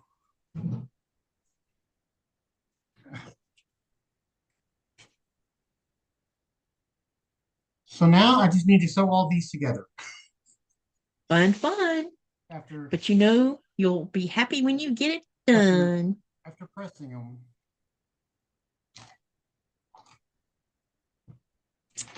So that's all the sewing I'm doing today. Okay. Because that's going to take some time to press them. So Yep. so turn Bubba off. You can go back to sleep. Anybody So else? you guys, when I post the tomorrow night's link in the community tab and in the Facebook group, if you have any questions you want to ask of Karen, please post the questions in either place, and I'll make sure that I have them ready to go. So when we start the live tomorrow night, we can hopefully capture all who are asking. Yeah. I came that close to meeting her at QuiltCon. I met her in QuiltCon. I know. I saw the pictures. Because I was coming in and she was zooming by, going to somewhere, and I'm like, "Hey, hi, Karen." So I just waved to her because I know she was in a hurry, and she waved back. So That's pretty cool because it I was- had seen I her, love I her guess, a day or videos. two before then.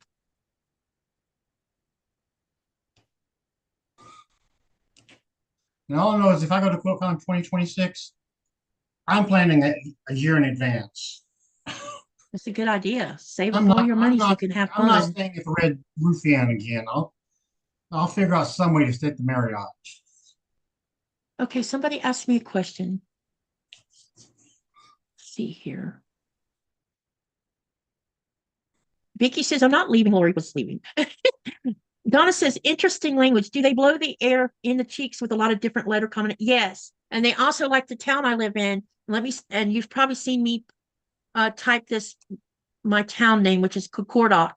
Now, technically it's, hang on, I'll show you something. So it's spelled this way, but technically it's this.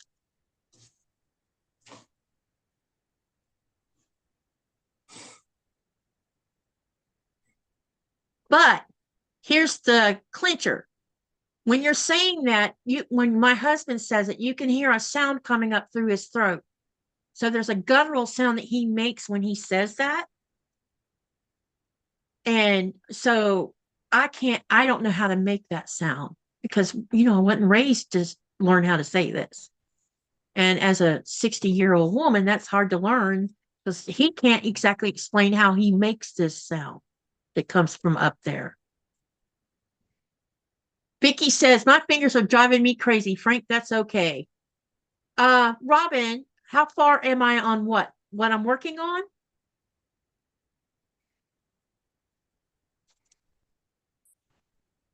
So, any update on the contractors finishing the sewing room?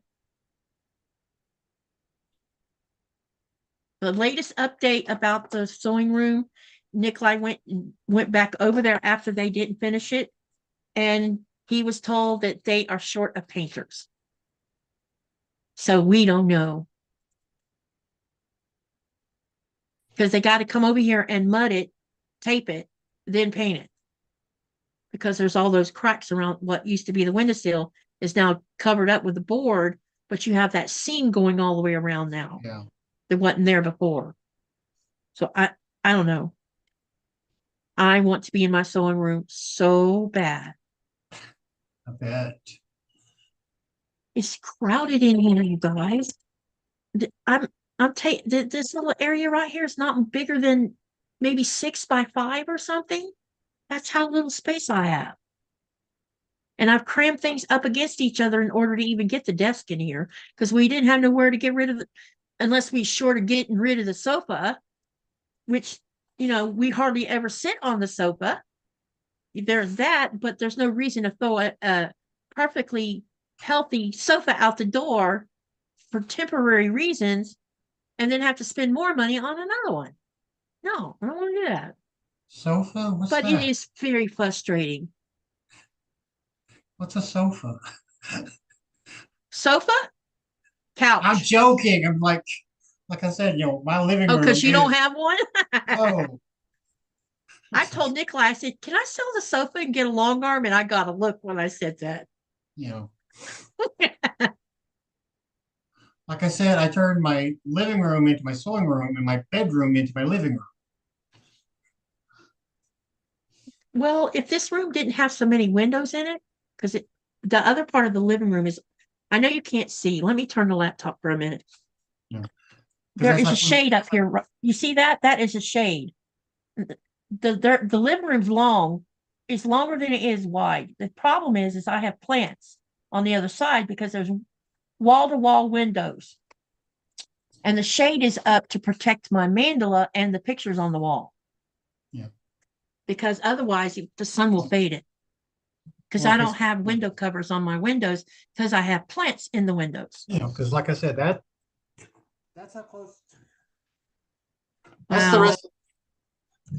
So you have tight space too. Yeah. I mean, it's an old hotel that they turned into apartment units. Oh, okay. So you have like a studio apartment, more or less. I've got a 1-bedroom. Yeah. It took me 6 years, but I finally got to the 1-bedroom. Sometimes waiting takes a while. It's just housing's even a problem here. People have to wait sometimes up to 18 months before they can even get in an apartment here. So I don't know where they stay. I guess they stay at somebody's house when they move So here. this unit, Someone mentioned, go ahead. this unit, nobody was really in a hurry to get it because to get to this unit, you have to wait for the person to pass away that's in it first. So who's ever next on the list, they're going to be waiting a while. Yeah. I plan on living, to at least 80. We definitely don't use our living room hardly for anything except when we have someone over. Yeah. It's one of the most wasted spaces in the house. Because when I first moved in, I bought me a futon, but then I started quilting because I had all There's no room for the futon. all my sewing stuff in my bedroom, and I'm Yeah. like, I want my bedroom back, Yep.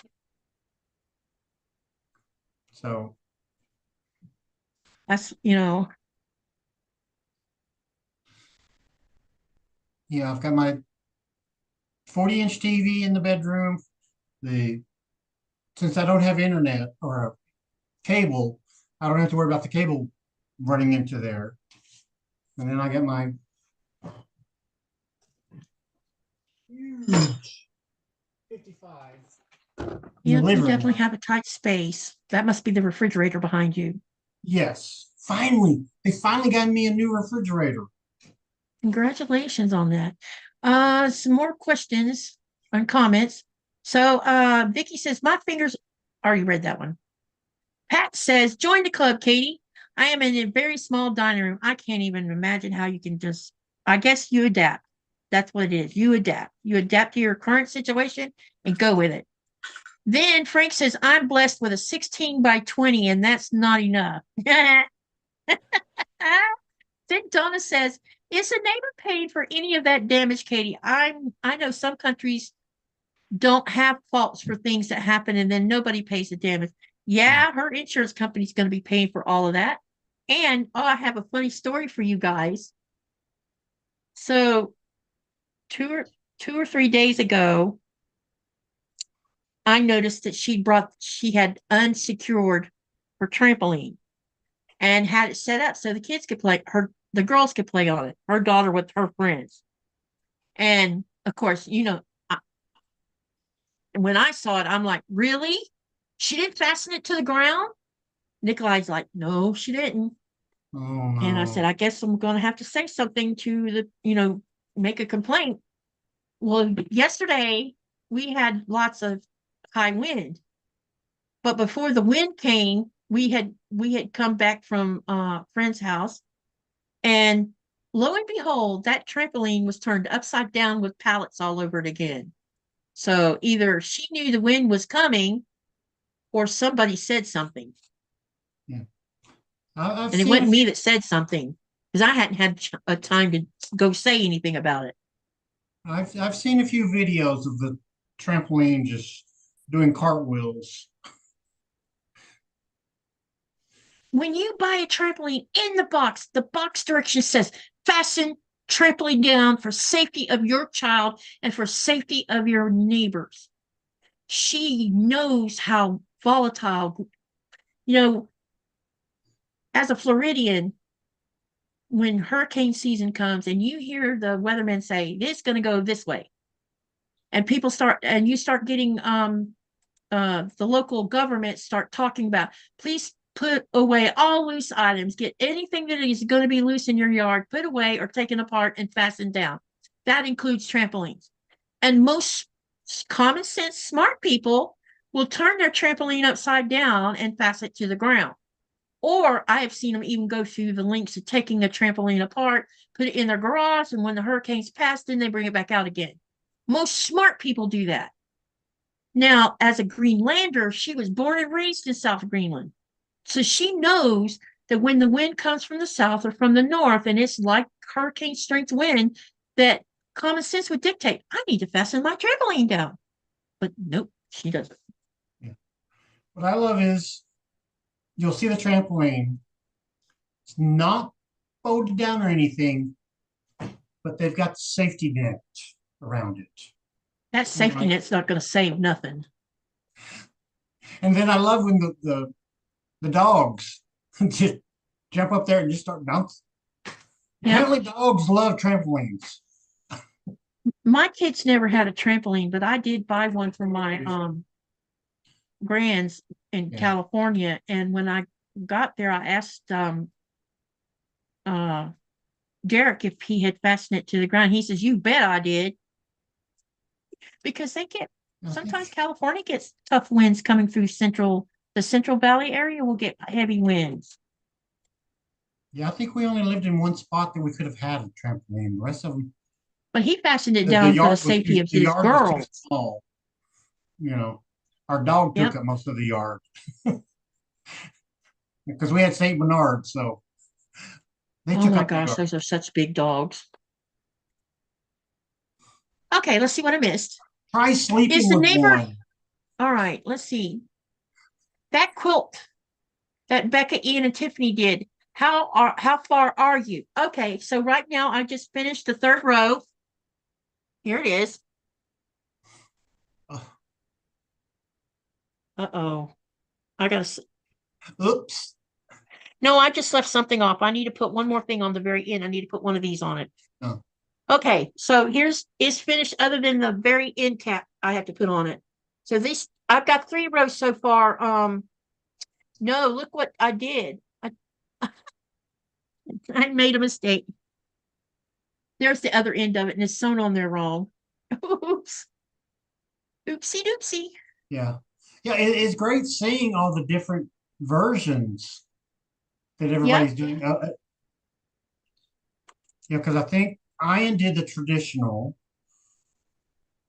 Ian. or I always want to call him Ian. Ian did traditional. Becca, I think she did the black. Yeah, she used a And black then, background, but used the then kit. Tiffany used grunt scrap. Yep. And I'm hoping there are other people who have done it so that we can see what different variations we get. Okay, let me read what more has been said. Pat says it's all I have, so I make it work. It's okay. I have a big sliding glass door behind me. Great light. Yes, indeed.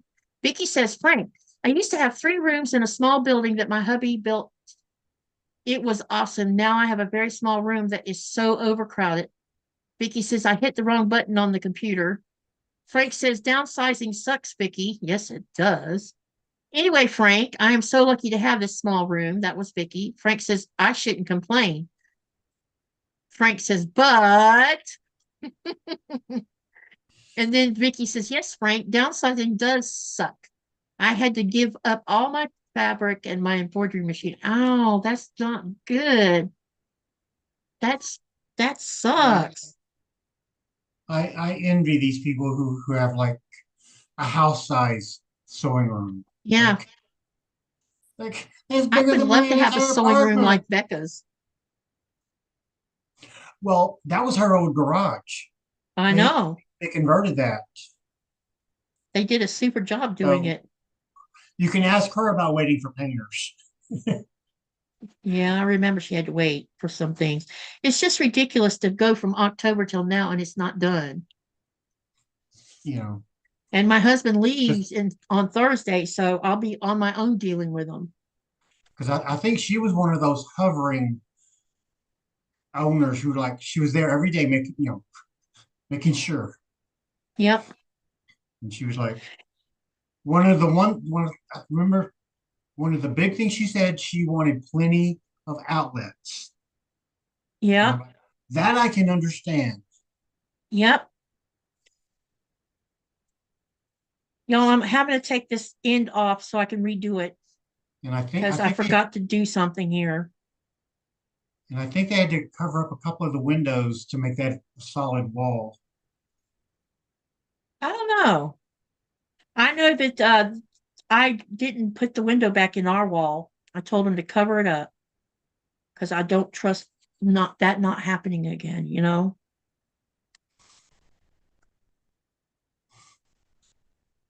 I think they're going to do her mother's basement cell as they're calling it. She said, I'm gonna lock you up in the basement, Mom. It was hilarious what was going on Friday night with the live with her there. They were pretty funny. Yeah.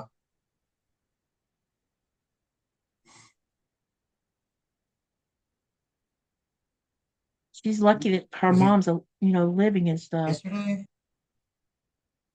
Did you catch it when she was sh sewing and showing, Mary asleep in the dress in the chair? No, I missed that part. Oh, she was cuddling this little panda bear. It was just so cute. Because everybody's like, she's gonna kill you, Beth. When she sees it, she's gonna kill you. Yep. Oh, You get whooped out, you go to sleep. All right, I need to sew this purple part. Well, first off, oh, I before I need do a anything, let's sew this on here first. That way I don't get myself confused. Okay, Tiffany is white, is white background with friendship stars. Yep, I saw Yep. that. Frank says, I guess that's what writes the book. And then Donna says, Robin, that border Tiffany did blew my mind. It changed the look of the quilt so much. Yeah, it did. I think it is an interesting idea to use on other types of quilts, don't you? Yeah, it was pretty cool. Yeah, she actually did a video today showing how to make the friendship star because that was a partial seam star, not the regular. Oh, I didn't know it was a partial seam deal. It looked like Tiffany staggered the stars. Yeah, it did. Yeah.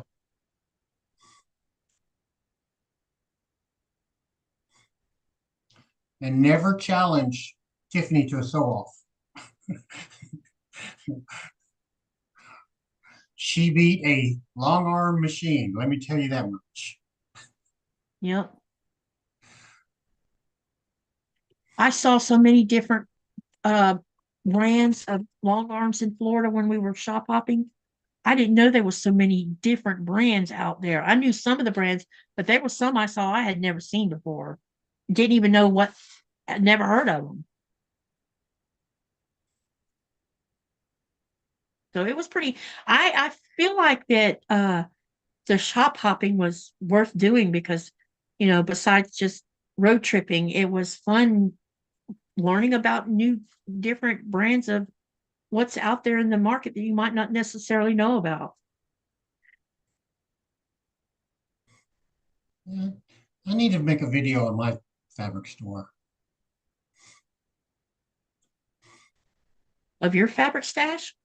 Well, no, the fabric store that I go to when I'm not Yeah, ordering you online. should share it with everybody. Because they don't sell pre-cuts. So the only time I go over there is like if I need needles and thread They don't or sell yardage. yardage. Oh, okay. But with my guild, I get so much free fabric there. It's like, okay, I don't. That's why most of my quilts are like small, scrappy because they don't put out much yardage. Oh, Yeah. speaking of,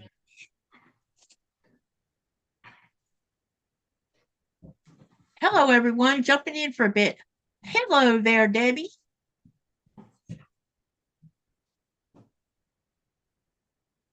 Donna says, Robin, sorry, typed wrong name earlier. Brain not working. Where is Lawayne? Lawayne lives in California.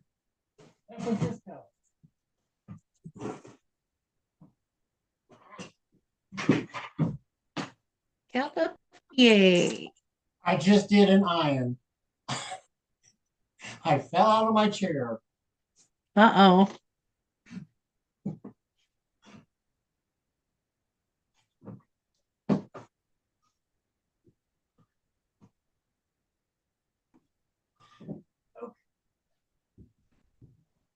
Who all attended the Zoom Saturday for the continuum? Any of you attended? I signed up for it and was going to go, and then realized it was going to start at the same time my live Saturday was going to start. So I ended up missing it altogether. I want So to did show any of you y'all. go? Huh? What? I was asking if anyone attended the Zoom on Saturday that Becca Ian and that Becca was hosting. So did you see a lot of people working on this? Not really. How many? I So there got. wasn't 300 people there? Oh, okay. I'm thinking. No. I'm talking about Saturday. Yeah. No. I was thinking the different ones. The only one I've seen is with the three of them. Was what? With Tiffany, Ian. Yeah, there was the live Friday night, but then they were That's the only doing a time I've Zoom seen. on I haven't seen. Saturday. Yeah, they did it with other people. But I wanted to show y'all a couple of cute. I won a auction from Goodwill.shop. Good, yeah, whatever. It was a 12 and a half pound box of fabric. And this is two of them.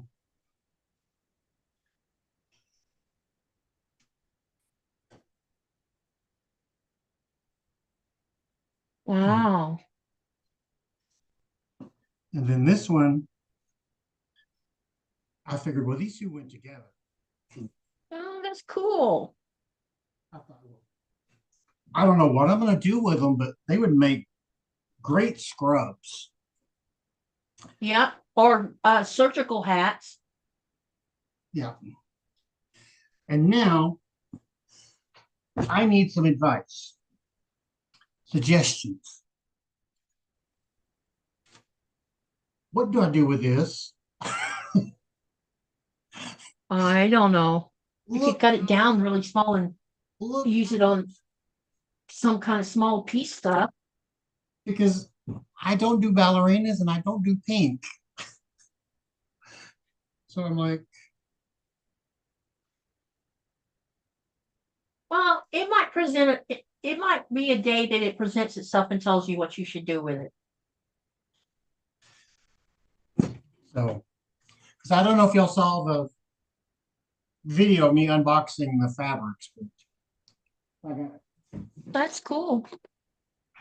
But that was some of the fabric. I'm like, I love those, but I don't know what to do with them.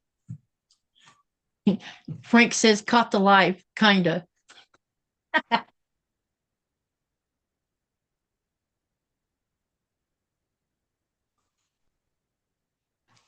There was someone talking about someone watches there's this guy that watches Tiffany's videos. He turns them on and he falls asleep while he's watching them. Ill. He uses her videos for sleeping. Yeah. I thought that was pretty funny.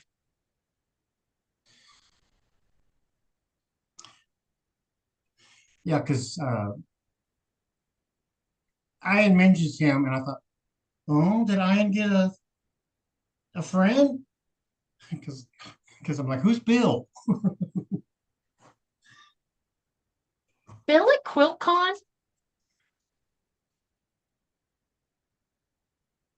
Oh, that Bill. Yes, okay.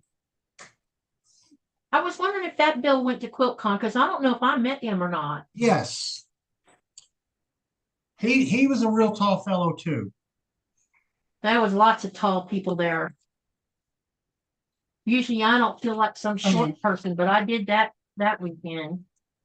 I mean, I'm 6'1", and next to Sean and Ian, I felt short. Yeah, when you stand next to Sean and Ian, my goodness. I didn't expect Sean to be that tall. And if you ever meet Eric, Treasure Creation Yeah, I Heart, hear he's really you tall. will be short. That boy is 6'6". Wow. He has beautiful hands. Because him and Tiffany were the first two YouTube quilters that I actually met in person, and that was at Phoenix. Oh, cool. 23. And it was so All funny because right. I was walking down the road, and here they come walking towards me, and they're like, you know, like this. Row 3 is finished. There you go. Yep. That'll balance it out. So now I have one more to go, and I'll be done. Be done with the rows itself. Okay, let me see what time it is, because I don't know how long we've been talking. I need to start setting a timer. Okay. Yep. 9:41. All right. Does anyone? So, I want to ask: does anyone have any questions you want to ask of Lawayne? Please post them in the chat so that I can share them, because I think after we get done with that and I give a couple announcements, we're going to stop. Can I So make any an questions announcement? for Lawayne? What were you going to say? Sorry. I said, can I make an announcement? Sure. Okay. Thursday, Sean from Guy Who Sews, he's starting a new series called the Chinwag, and I'm going to be the first guest. So I think he's doing it like 8 o'clock Thursday night. So if y'all want to, it's going to be a premiere. It's not a live. It's Oh, it's actually not alive. Okay. no, it's just a premiere. But I'll be there. He'll be there because we already pre-made the video. So I just wanted Okay. to. And then May 4th, I'm doing Donna Stitchery. So may the 4th be with you. Okay. That's awesome. I'm Okay. getting- And I'm what getting popular. what night of the week is your usual live? Um, I've gone Saturday at noon, West Coast time. Because I'm just before you are. Okay. Because Okay. if I can keep it under an hour, then they switch over to you. Okay. Okay. That's why I was counting on my fingers like, okay, when is that? 6 But o'clock my time. I won't be doing one this Saturday because I'll be doing the cotton cut.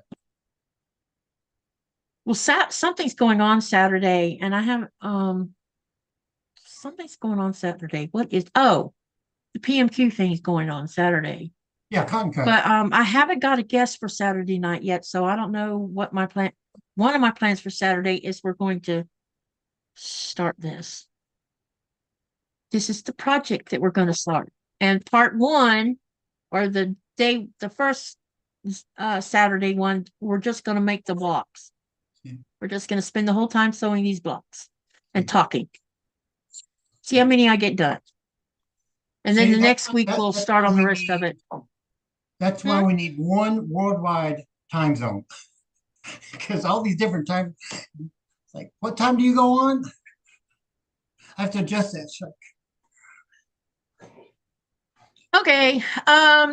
So Saturday I'll be discussing starting to sew. We'll start sewing that. But tomorrow night, come and watch the live with me and Karen Brown and just get it done.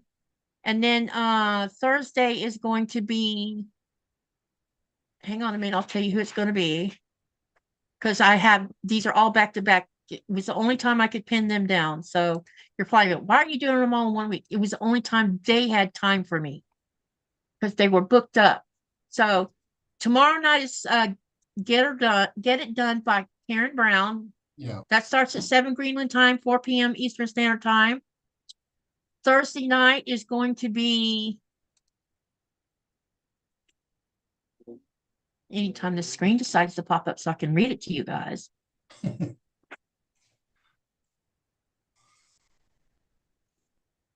Thursday. Come on. Thursday will be sewing with Liana, Pastry Queen. Saturday is going to be sewing with Charisse. She's one of the other Stronger Together designers of the current this year's Stronger Together. I'll be doing that with her on Saturday. May the 5th, no, May the 11th will be Becca, and May the 16th is going to be Russ with Quilt Meets World. That's so far what my lineup is for guests on the channel. Yeah, I just recently started following Pastry Queen. I like her videos. She looks like she's going to be a lot of fun. Frank says, laugh out loud camera tricks. We all look bigger on camera. Robin says, I'm 5'8". 3 sons are 6'2", and 6'3". I'm 5'6". My son is 5'7". My youngest daughter is probably at my height, but my oldest daughter, she's 5'2". And be prepared for Russ's jokes. I probably won't get them. I never get people's jokes. Hi, Terry. So anyhow, so no one else has questions for Lawayne? Doesn't look like it. Okay, well, thank you for coming to our live tonight. Thank you, Thank Lawayne, you. for Thank you coming very and much. Thank you for sewing with having me. And I really enjoyed having you, and we should do this again. And remember, everybody, to live, laugh, love, dream, and make sure you're creating something. See you later. Bye. And I'll see you. Don't and hang you, up and on the you Zoom. in the videos. Yep. Yep. Bye. Bye, everyone. Okay, leave. Leave meeting. Don't. But I'm not. Okay.